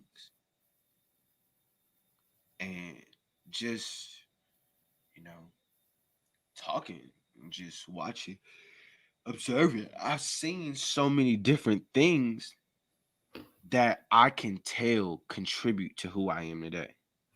Hmm. Definitely. I understand that completely. Definitely can tell how I it has molded into my now youth pastor phase. And speaking of that, that was my last question I was going to get before we, get to some other topics. So is fame is what it's called. Yes, Fame sir. align millennials everywhere. So is that a branch off of spiritual encounter? Do y'all still have that, or is that No, all this is something a whole new entity. one? This is I walked in and I felt like our church needed something new, something that was up to date. We hadn't changed the youth ministry in like 15 years. Mm-hmm. And my whole thing is if you're gonna put a new face on it, put a new name on it. Hey, Don't give me something old and expect me to run with it. Like, yeah. let's try something new. And so originally I had went in and I had wanted a couple of different things. I didn't even I was ready to just go. I I came in. I actually wanted to change the name to Generations with a Z, which is what our entire department is now called. Okay. Um, entire department meaning it used to be called New Gen, which is the teens and the children's ministry. Well, Mm-hmm. now it's called Generations Student Ministry. Okay. Um, Fame came from conception between me, my aunt, trusted sources. Um, but it was really me, God, and my aunt. My aunt was really like, play with this word famous. Everybody wanted to be famous. And so we ended up getting it down to fame. And then it was, what's the acronym? What does it mean? What does it stand for? Mm-hmm. And I'm not a person to force things. Like I don't, not in this vein. Like if God don't do it, like it ain't gonna get done. Mm-hmm. I'm gonna do my part, but if he don't put his extra on this blah, like Yeah. nah. Um, I was talking to some friends and just kind of bouncing off what I could do with it, playing with the name, and I I really I had got the faith part. I had the everywhere. I didn't know what I was gonna do in the middle.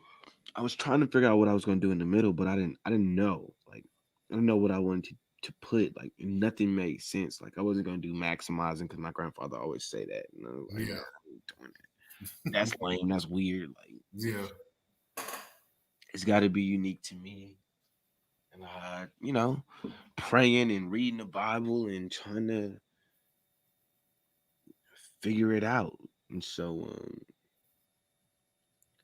I was praying, just kind of in my office one day, and it hit fame, faith, aligned millennials everywhere. And Man. I texted to my mom, Pastor P. I texted to my girlfriend. I texted to a couple people, my homies, like, hey, how this ring? They was like, yeah, that's hard.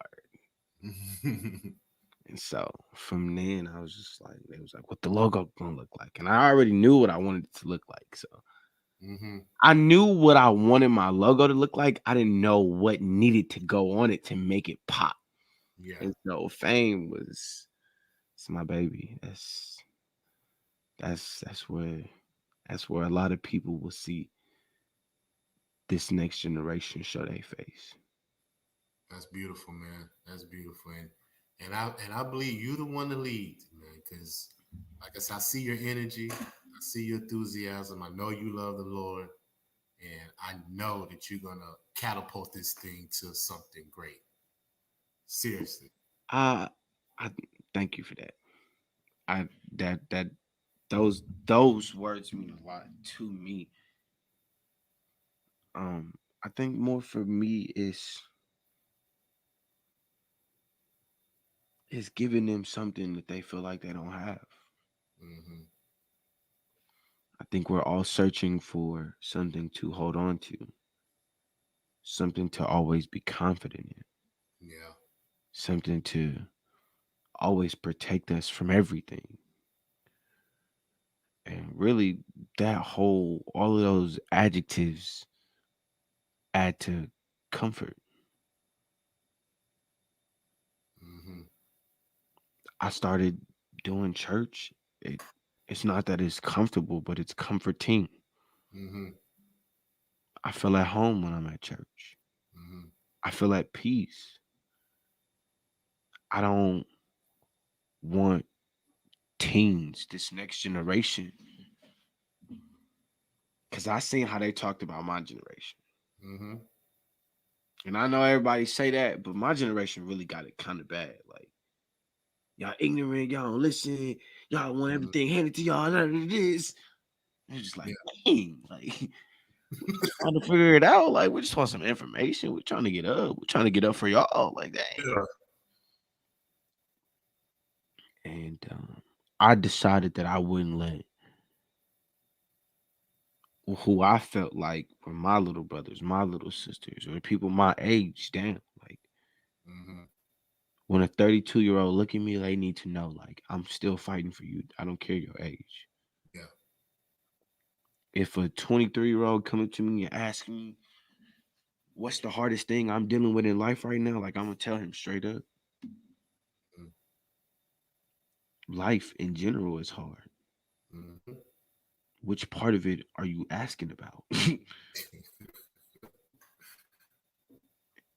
um, even with So. my even with my teams, like, Mm-hmm. I keep things with them as real as can be. Like, I let them know, like, bro, you may feel like this at one space in your life, but bro, you a teenager. Yeah. You got a lot more to learn here and here before you do anything. Mm-hmm. You sound like my parents until I start breaking it down. Like, but see, you going through this, and I did that literally 4 years ago. Mm-hmm. What? Yeah. And I got a homie that died in that same incident. So do Mm-hmm. you want to be the casualty of your own choices? What your mama gonna do when you die? Mm-hmm. Are you thinking about her? And it's not to say that I present death to them all the time. Mm-hmm. They know it's a system out here that's not for them. Yeah. You want to get caught up in that? Yeah. Tell Because you myself. got a chance to get caught up in it, and they don't let you go. Because you a statistic. Yep. My biggest thing is to not always show them the negative, but to show them this is up. which is why I choose to do things a certain way. I live my life in a certain manner because they need to know that living for God, you can go up. It's not about staying stagnant. A lot of our generation and then your generation didn't like church because they felt like it kept their family stagnant. Mm-hmm. But we need money here and you doing it over there. Like, what are you doing? Yeah. I want them to see that it worked. Yeah. That's my prayer every day. God, even if you don't give me everything that I want, I need to be able to show them that this works. And you can take care of the financial problems that people have. You can take care of the mental problems. You can take care of the physical problems. I need you to do that through me so people can believe this. No doubt. I know what other people may think and feel, but I'm here to say, hey, this is what God doing. Pay attention. Look up, blink. Let me help put you on because I don't want anybody to miss the boat.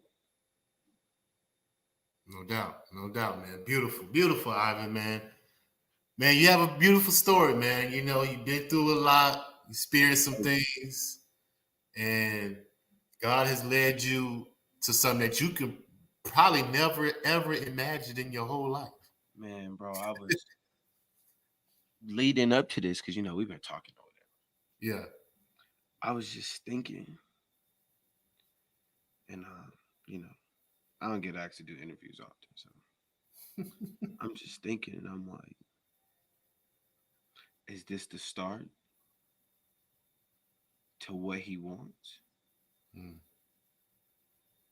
I love when my schedule is jam-packed. Yeah. Like when I don't like going to sleep at 12, 1 o'clock in the morning, like that feel good to me. That feel like we won the day. Like, Yeah. the devil tried everything today, but we For real. beat him today. For real. You got to deal with me again tomorrow. You're right. Because I'm actually tired because I get up at 5 o'clock in the morning to go to work, but I promised you we was going to do this. I'm going to stick to my word, man. Because I believe you got to carry out what you say. Your word is everything, man. And you know what's crazy? I've come to find out that when I stick to it and I push past my unpleasure, I gotta wake up. I gotta do this. But I'm telling you, them results be crazy. Yeah. Let me tell you something. Them results, Doc. I had watch this. I had a friend and we was, we grew up together. Mm-hmm. We had some things happen or whatever in between us. Blase. That's neither here or there. Yeah. We had a conversation and it was more of it was like I heard him say something that I had heard him say for years, but it meant so much more than that. He was just like, bro, this what you meant to do. He was like, bro, you may not know, and like I may not have ever told you this, but I need you. Like I need you to do that for me. Because I don't trust or want to listen to everybody, but I need you to do that. And here are my friends, the people that I love, bro. Like my grandmother, my grandfather walking around like, yo, you talked the other day, and that I understood. Like I felt you through that. Mm-hmm. It's those moments that I'm like, okay, we on to something. And I think a lot of people are gonna have to jump on this train that we about to ride with God. Yeah. I understand. Because I'm so ready for him to show his power. Like, Yeah. I really be having conversations like, yo, God, like, why you be letting people punk you like this? I be getting mad for him. Yeah. If they could do all of that, why we can't pack out no arena?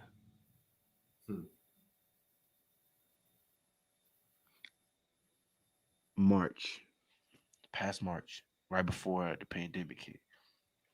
I'm sitting at the rodeo at the Chance the Rapper concert.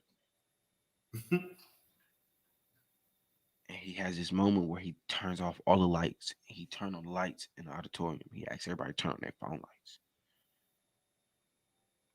And I'm looking around this room. And I'm like, God, why you can't do this? Why we not here? Why don't you have a Reliant Stadium? Like, what? I'm trying to figure out what the problem is. This is disrespectful, really. Mm-hmm. And he was like, who said I wanted this? Mm. Mm.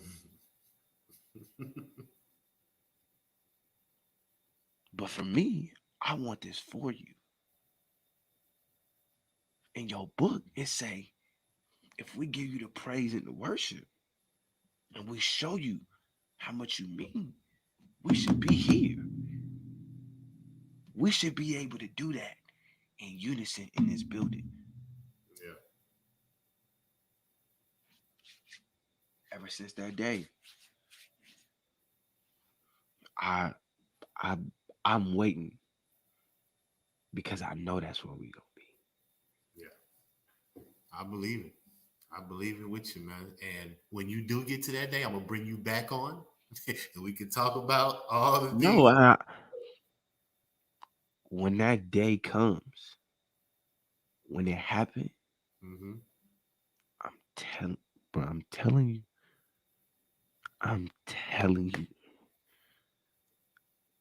I'm gonna shake the world to its core. Yeah. It's gonna be so many young people on fire, bro. Mm-hmm. They're not gonna understand what's happening. People think it's mysterious, it's crazy. Mm-hmm. Most of these young people are really looking for something to comfort them. Yep. You're right. They burning sage, they trust in vibes and energy because they looking for comfort. Mm-hmm. And if I could show them just a piece, a glimpse, you know this comfort I'm talking about, bro. Mm-hmm. When you know, you know. Yeah. It don't matter how people think, feel, assume. Don't matter. Mm-hmm. Because I know this is it. And I'm just ready for the world to see it. I'm ready for God to show who he is. Because he been acting like he not big dog. But he really is big dog. Yeah. I know. Believe me. I've had my experience. I got my relationship with him, and he is. Believe me. He big dog. Almighty. Big dog makes some serious moves. Yeah. All right, Ivan. Let's transition, man. We're going into 2 hours, man. Let's transition. Good combo for 2 hours, boy.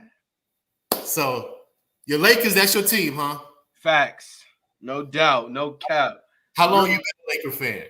I've been a Lakers fan since 96. 96. How old are you in 96? Born. Born. So you come out with purple and gold out the womb, huh? Purple and gold. Bruh, first team I watched on TV was the Lakers. Okay. So let me ask this question. Give me your top 5 Lakers of all time.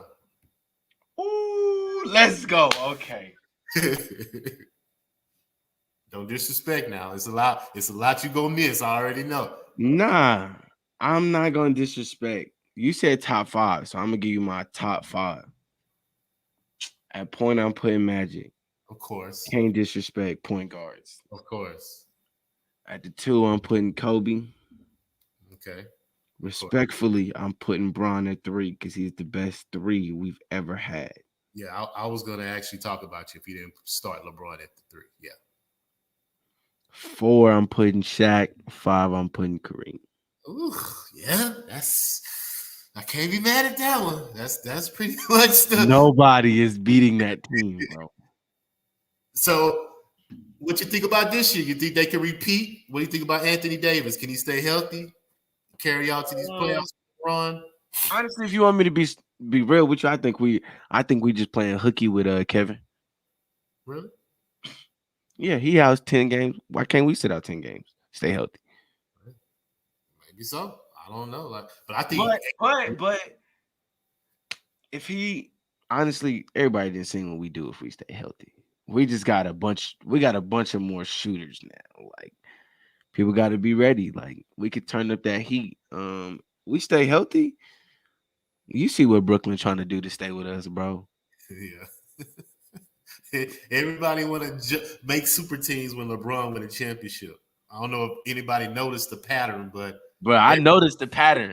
Yeah, every time he win a championship, there's always another metamorph. Everybody gets big. They got DeAndre, they got Kyrie, James, KD, and they just picked up Blake Griffin. Yeah, and they probably not done. They probably gonna pick up somebody else. Bro. Y'all need all of that to be the 36-year-old, bro. Man, you gotta load up for this guy. He's the king, man. He's the greatest of all time. Nobody can tell me LeBron James is not the GOAT. I will argue that till my death. Yeah, no, don't start, man. We ain't got time. We ain't got time. Man, look. That's another shit for another day. I'm gonna tell you the truth. Kobe, to the day I stopped breathing, will be the best and greatest player in my. You see that right there? That's not a joke. It's signs of this man all around my room. Yeah, that's not a joke. I done had this same poster since 2000. It's faded a little bit because of the sun. Like you can't even see the real purple. That's what I'm trying to tell you. Yeah. Where were you at when you found out the horrible news of his passing? Oh my God. I was actually at church. Really? I was at church at our South location about to teach, and I was sitting behind the students, pulling up my sermon, getting my laptop ready or whatever. And I just so happened, I usually check my phone before I go up, so I could use what's current, in my lesson, just to stay current. And I had got on Instagram, and it was like the first thing that popped up, and I was like, bro, why would somebody play like this on Instagram? Yeah. Like I instantly got hot. Like, yeah, I have a friend. All the memes, all the stuff that we could do right now, like this is not the person to play with, and not in this fashion. Yeah. So I sat there for about another 2 minutes because, I'm thinking it's not real. Mm-hmm. I'm refreshing my page and I keep seeing it pop up from different people. Mm-hmm. I'm like, it's one place that always got the right news right when it happened. TMZ. CNN, TMZ. Yeah. CNN is for the old people, TMZ for the young ones. Yeah. I'm like, if it's really that big, this is going to be on CNN right now. Yeah. I type in CNN on my phone. Headline. I was done. I literally, my purpose I brought this guy in to be our purpose counselor for the students to kind of help them like build their brands outside of church. He helps them, if they want to do fashion, he helped them get in touch with people that are in the fashion industry. He get them internships, all that kind of stuff. Oh yeah, I'm plugged in. Don't forget. Man, I believe you. Yeah. we making teams into millionaires. You hear me? Yeah. For sure. So he was up talking and I just blurted out like, no way. Like, this can't be true. Like, I just said, like, I thought I was saying it in my head, like, low, but I did it. I just got up and walked out. And like, it was a scene, but I didn't mean to make the scene. Yeah. And then I could hear them, like, asking if I was okay as I left. But, bro, once I hit that hallway, and I like fully grasped that it could be true, I was already in tears. Yeah. That was to this day. I still can't believe it, to be honest. To this day, I like my mind. I don't even know basketball without this man. You're right. You're right. When he retired, I cried. Like, I cried. I ain't never hooped with this man. Yeah. I met him once, took a picture with him, had a conversation with him. Absolutely mind blowing. Hold up, back up. You actually met Kobe Bryant. Oh, bro, I got a whole picture with Kobe. Whole picture, like, talked to him, like, 10-minute conversation, like, come out the locker room. You Ivan? I'm like, no way. Nigga. I almost died. Wow. I ain't never been like that over nobody, nothing. Wow. Bruh. So my mom is best friends with Auntie T. Auntie T is the sister of Dwayne Wade. Yeah. She know how much I love Kobe. Like, I defend Kobe even when he wrong. We was having a conversation about something. They was like, he should have passed right here. I was like, nope, not at all. Yeah. Basketball terms, definitely should have passed the ball. Yeah. But he didn't make the wrong decision. He's Kobe. Yeah. This was my first year in Atlanta. He comes on the farewell tour.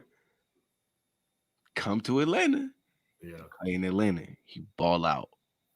Yeah, I remember that game. Bro, he killed them. Yeah.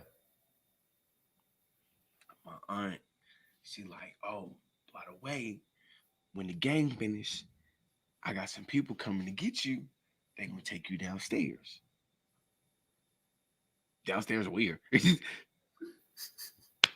Man, bro. I kind of noticed where we at because I see the bus. Yeah. I'm like, no. So you already thinking like, am I about to? My mama told me it was a surprise, but I thought the surprise was the game and going to watch. Yeah. Okay. This man, mind you, I'm chopping up with my homie. Like, bro, I don't know what we doing, bro. Like, he like, bro, what are we waiting on? I'm like, I don't even know. Like, his assistant, I didn't know it was his assistant, come out, and she like, you Ivan? And I'm like, yeah. Like, everybody keep asking me this question. Like, my body hasn't changed. Yeah. She's like, okay, stay right here.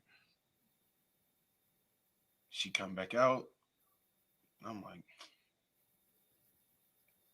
what am I still standing here for? Maybe 2 minutes later, he walk out the locker room. Where Ivan? You Ivan?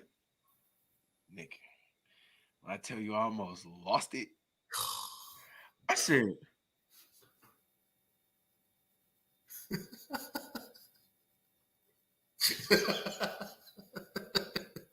my homie, mind you, my godbrother, I call him my homie.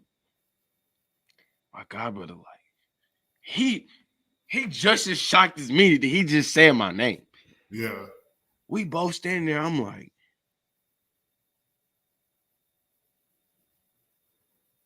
he like, you Ivan? I'm like, are you Ivan? I almost saying no, like, like, I was like, yeah, that's my name. I'm just looking at this man like, no way, like, this is not happening. He like, happy birthday. Done. I'm done. Yeah. I'm done. I'm like, you know it's my birthday. Wow. Your team could have updated you, but you didn't have to keep that in mind when you walked out here. Yeah. He like, nah, man. What you down here doing? What you getting into? I'm like, what? I'm like, conversation. Like, it's not ringing to me that he really asking me. Like, yeah, I know. Yeah, I can imagine that. Like, it's probably a dream. Like, you like, am I dreaming right now? Bruh. He like, so what you getting into? Why you down here? I'm like, I'm going to culinary school down here. I really wanted to play basketball, but I didn't make the high school team. He started laughing. I was like, you old. He was like, nah, you good though. He was like, you could though. It's gonna work out. I was like, yeah. I kind of gave up on that though. So he was like, nah, don't. And it was just crazy that he said don't. Like he brusquely said don't, but he said don't. Nah, don't do that. He's like, but how old are you? I was like, I'm turning 18. He was like, wait. And then that's when he put 2 and 2 together. Like, bro, you 18 out here living by yourself? Like, I was like, yeah. He was like, hey, I'm really happy it's your birthday, man. Sound like you're doing good, man. Sound like you might be a force to be reckoned with later on. Whoa. I'm like, don't say that to me, Kobe Bean. Like, he wow. like, man. Mind you, I'm like, okay, this dream is about to be over. He finna walk away. He like, man, where your phone at? Man, y'all get some pictures of me and my God. I'm like, what? You ain't got no video? You just got pictures? oh, I got pictures, video. I got it all. Okay, well, yeah. You got to show me one day, one Sunday. So, my God brother really got the video because I mean, it was just like, it's Kobe. Yeah. So we took the picture. I'm thinking like, all right, it's over. He finna walk away. He dapped me up like, yeah. Hey, keep pushing, keep going. I'll see you at the top soon. That's bro. To this day, I swear to Christ, my God brother can confirm this right now. If I call him right now, I promise you he would say the same thing. He said, I will see you at the top. I said, wow. That's amazing, man. That's amazing. You met the late Kobe Bean Bryant and actually had a conversation with him. Bruh. Wow. I'm talking about to this day, I could not like. I still be thinking about it sometimes. Like, I did not do that, bro. Like, when I tell you one of the wildest experiences I've had in my life, like, I haven't had many, but look, it's the picture right here. Wow. That's awesome, man. That's awesome. Definitely. Look, you can see my face. I'm still like in shock. Like, yeah. I didn't even know. Like, I could barely smile. I was just like, bro, this is not real. Yeah. What did you tell your mom after that? What did you tell Pastor Arish? What did you tell her? I called her and was screaming. I said, Mama, I just met Kobe. She told me something. Yeah, I know. I knew you was gonna call me like this. That's why I was ready. I'm screaming. You have no idea, bro. I walked out that arena feeling like the man of the year. Yeah, I'm pretty sure you did. Somebody looked at me. I'm like, you don't even know me, bro. I just met Kobe, man. Sit down. You were late. Yeah. Like, yeah. Kobe don't know you. He know me. He told me see you at the top. Like, all of y'all some lame. I'm in with Kobe. That was. That was awesome, man. But I think that's even more why I took what happened even worse. Yeah. Yeah. I feel you. Like I took that, bro. I think I cried for like 2 weeks straight. Yeah, it was a tragedy. And I also have a close friend that's a Laker fan, and he cried too. He did the same thing you did. So he said some girl came up to me at work. Did you know Kobe Bryant died? He's like, man, stop playing with me, man. Don't play like that. You can't, bro. In this, man, what's wrong with you, man? Don't play with me like that. That's like, bro, somebody walking to you right now saying Barack Obama died. Like, you can be like, stop playing. Yeah. Don't do that. Like, don't play with my president like that. Yeah. For real. And then for you to find out it's true, bro, we're gonna be crushed all over again. That much. I think and then it hit deeper when I found out his daughter was with him. Yeah. I'm like, not the one that who, bro, like a split image of her. Bruh. She was about to be the Kobe of WNBA. Yeah, definitely would have went to UConn national championship. She was about to set that mug on fire. All that. Bruh, that mug crushed me to my core when I seen that mug. To this day, I see like people do like these, images and still remembering and can't believe.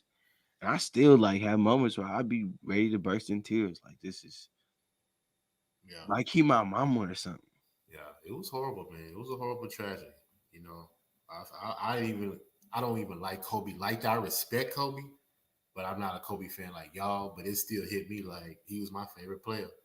Because that's still a big figure in the game. Yeah, you're right. Definitely. No matter what way you look at sports, Kobe is in sports everywhere. Yeah, I agree. When you play one sport and you known through sports as an icon for a mentality. Yeah. Speaks volumes. Huge. Yeah. To where people who don't play your sport say I've seen his work ethic and it made me change my whole game. And I'm a professional at what I do. Yeah. No doubt. Thinking about the mama moments is the reason why I can get up at 5, 6 o'clock and go do something for these teams, Yeah. I agree. Well, Ivan, man, I appreciate you, man, coming on. I'm going to have to get you back on. We can talk more about sports. This was more about your life. Always, man. I'm definitely going to get you back on. Talk about some sports. Playoffs is around. What you gonna do about this is what I want to ask you. What you gonna do about your Texans? My Texans? Well, I don't think Deshaun Watson is going to ever play with them again. So whatever the Texans do, they're going to have to get a history-making trade. It's going to have to be the biggest trade in NFL history. 3 first-round draft picks and a quarterback. Who's going to do it? Plus your Rockets. I don't want to talk about the Rockets. Why not? Because it's nothing to say. The team's in turmoil. We're about to do a fire sale. So basically, it's a rebuild. So if we keep Christian Wood, I'm fine. John Wall, his contract to where they probably gonna have to keep him. But I think Eric Gordon, PJ Tucker, they're all gone. Oladipo's definitely gone. So no, I think he like Houston. No, he's not gonna stay. He already turned down a contract. 2 years, $40 million. He turned that down. $20 million a year. He wants something long term. So, but I think if y'all offered him long term, he would stay long term. Well, y'all just don't want to do that. Probably. I don't know. Like I said, we in turmoil, man. It's a lot going on with the organization. I just want you to know I'm praying for y'all because neither one of my teams. I don't have a football team. I got a football player. Who's that? It's gonna sound hypocritical, but I've been rocking with him for a long time. Tom Brady, no cap. I've been rocking with Tom Brady for a long time. I don't rock with the Patriots. I rock with Tom Brady. When he moved to the Buccaneers, I moved to the Buccaneers. Like how everybody be supporting Braun, I'm like that with TB. Okay. He makes legends out of people. Don't cap right now. Tom Brady could come to the Texans and make this team a championship team. Stop it. No boost. Stop. No cap. He We're just gonna showed you.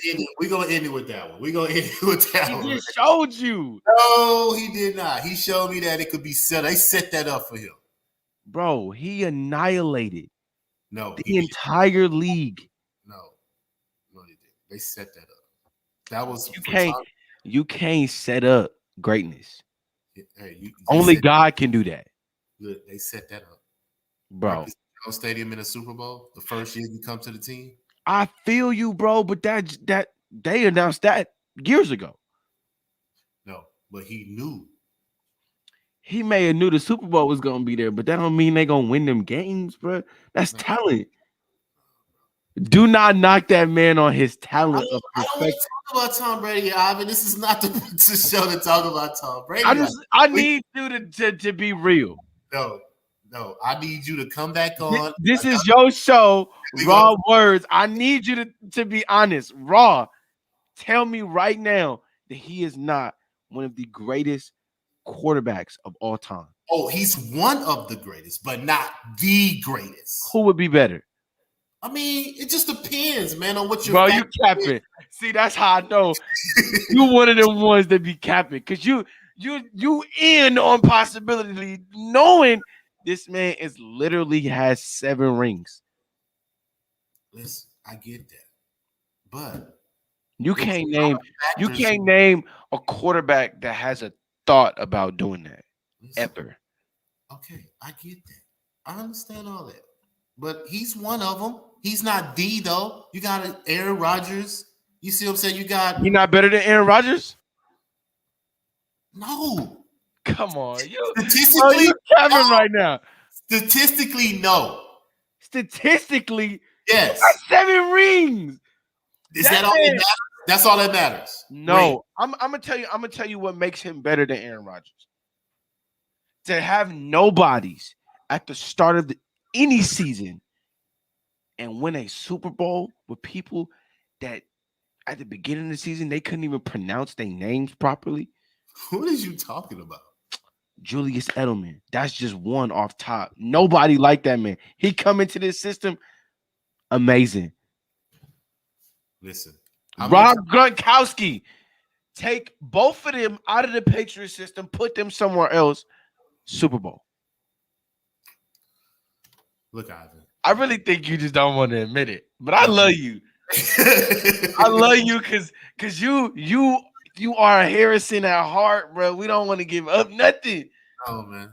I'm not gonna say that he's the greatest. He's not the greatest. He's one of top 5. I'll give him top 5. You top can't. 5, bro. You right now. You can't name 2 quarterbacks that's better than him. Yes, I can. Name them. Aaron Rodgers and Joe Montana. How many rings Joe Montana got? Why does rings factor in? Why does rings? Because you have to start at the pinnacle of what a league calls the top. Okay. How many does Joe have? I think he has 4. That's not enough. So listen, let me ask this question. Do we do the same thing for LeBron? Is the same argument for LeBron? Yeah. Okay.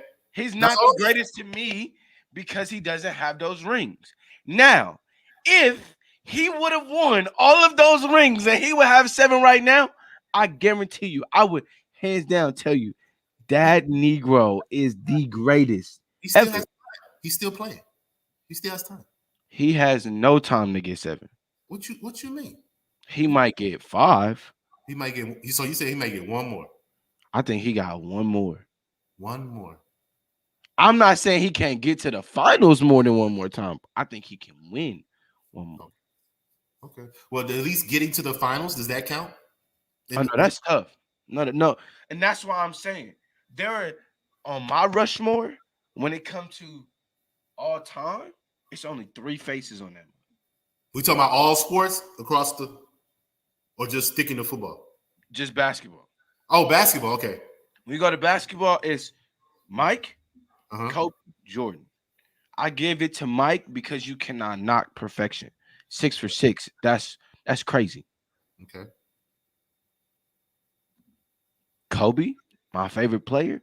When a team has to conceptually redesign what they do to stop you at every point, you there, bro. Okay. Same thing with Bron. You got to change your whole schematic to play him. Because his IQ is so high, it's almost ridiculous to underestimate him. Switch over to football. Tom Brady is that Mike for me in that sport. He may not be perfect, but his history is there. Joe Montana didn't go 4 for 4. He is undefeated in the Super Bowl. Look it up. He's never lost the Super Bowl. Okay. What is you talking about? I didn't know. Now I didn't know. Yeah, he's never lost the Super Bowl. If that's the case, he hasn't been to that many, but he never lost. That's the case. I give him that. Okay. Which you could basically say he is the greatest because that's perfection. But you got somebody that's done it 7 times. And then with this 7th one, he did it in a whole new way. I'm dumping the coach. I'm moving teams. Did you ever think that he was going to go to Tampa Bay? No, I didn't have a thought about it. Exactly. Nobody even factored that team in that conversation. But I also didn't know that he was going to bring all the players with him. Let me go get Gronk. Let me go get Antonio. I want everybody that I want. So Tom Brady gets his way, right? But that's not LeBron. Yeah, I guess. Yeah. See? You got a point. But that's why I say the same argument for Tom Brady. But the same argument. Gronk is retired. AB is quote unquote being blackballed. Yeah. He take both of them. He bring AB to the crib. Hey, stay with the family so you can get right. And he caught a touchdown Super Bowl. He intentionally made sure that he got one. Come on, bro. Look, man, I understand your fandom of Tom Brady. I get it's not a fathom, bro. That's real, bro. I really be having these conversations with hard football fanatics. You know, Webb, the Hall of Famer, he goes to the church. I be telling him too, like, yo, I know you know football, but even you know this is great. Like, this is too great. I told one of the ushers, he like, nah, the Chiefs gonna blow them out. I'm like, bro, it's gonna be a blowout, but it ain't gonna be the way you think. I already knew he was gonna win. When they beat the Saints, I already knew he was going to the Super Bowl win. So I put my money on Tom Brady every game after that. Because I knew. I said, bro, I don't care what nobody do. That man is in the zone. He had that, bro. Every winner has a look. When they in it, they in it. Yeah. Tyrann Mathieu came up, started talking to him crazy. I said, it's over. Game's over. We won. It was already over. What are you talking about? No, they had a little bit of chance. No. As soon as I saw Patrick Mahomes running for his life, it was over. He couldn't even get the ball off. As long as you know. Hey, it was a setup. The conspiracy bowl. That's what I called it. Oh no! So you think he deflated the balls too? Yeah. That's why he smashed. Okay. Look. Watch this. They smashed his phone. Look. Watch this. You take those 2 away. This one and that one. He still got 5. Yeah. I listen. You cannot compete with that. Listen, but you do understand he's always had a top 10 defense too. He had the other side of the ball stopping the other people from defense wins championships. Okay, well, hey, say that then. Out of all those quarterbacks that I named, Aaron Rodgers, you know what I'm saying? Joe Montana, did they always have a top 10 defense, or did that sounds like somebody else's problem, not mine. Listen, Tom Brady, he says what? I work on the offense, okay? Okay. He works on the offense. Don't talk to him about defense. Although that's important, that don't have nothing to do with him. I got you. All right, like I said, that's a show. That's a topic for another show. Like I said, I'm gonna bring you on. I love you because I'm so glad you just talk sports. I'm gonna bring you back on. That way we can really get it dive. Get me on here with some of them sports heads so I can really show y'all how to talk these sports. Because I think some of y'all be being timid on some of these coaches. Because, bro, y'all been knew that Gary, that shouldn't happen. What? Y'all hired one man as y'all head coach and y'all GM. Oh yeah, that's what I'm saying. Like it started from there. Like he should have never had that power. I get that. I don't even understand like in what arena you would do that. Like I'm gonna make you your employee and your boss. Yeah, and you see what they got him. You see where they got them, right? But he ran that team into the dirt before he left. And it's a shame. And now he's with Nick Saban at Alabama finna win a national championship. But on that note, we're going to get on out of here, Ivan, man. Appreciate your time. Hey, let my people know how can they follow you, man. Give them your social. You can follow me on Instagram at Ivan Hilliard. Literally type just like that right there. Type it just like that. Twitter. Actually about to start my personal YouTube up. But you can definitely go follow the Fame page. Follow the Fame Instagram. It's in my bio on just about everything. Yeah, stay tuned. You know, I got a lot of I tell you, the kid be working. The kid be working. Yeah, I'm up because I really be up at these hours working. Okay. So I put a lot of time into it, especially to make sure that people understand the concept. But I'm really honored to be on. I'm thankful. You know, I told you, call me anytime. You know, the kid ready. Yeah. And I appreciate you. I appreciate you giving me the time. Like I said, I know you're doing big things, and God has historical things planned for you, my brother. Absolutely, man. Thank you so much. So until then, RaWordz podcast, LJ from Houston, Ivan Hilliard. It's the kid. Youth pastor, New Light Christian Center Church. Follow him on Instagram. And we out, ladies and gentlemen. We out.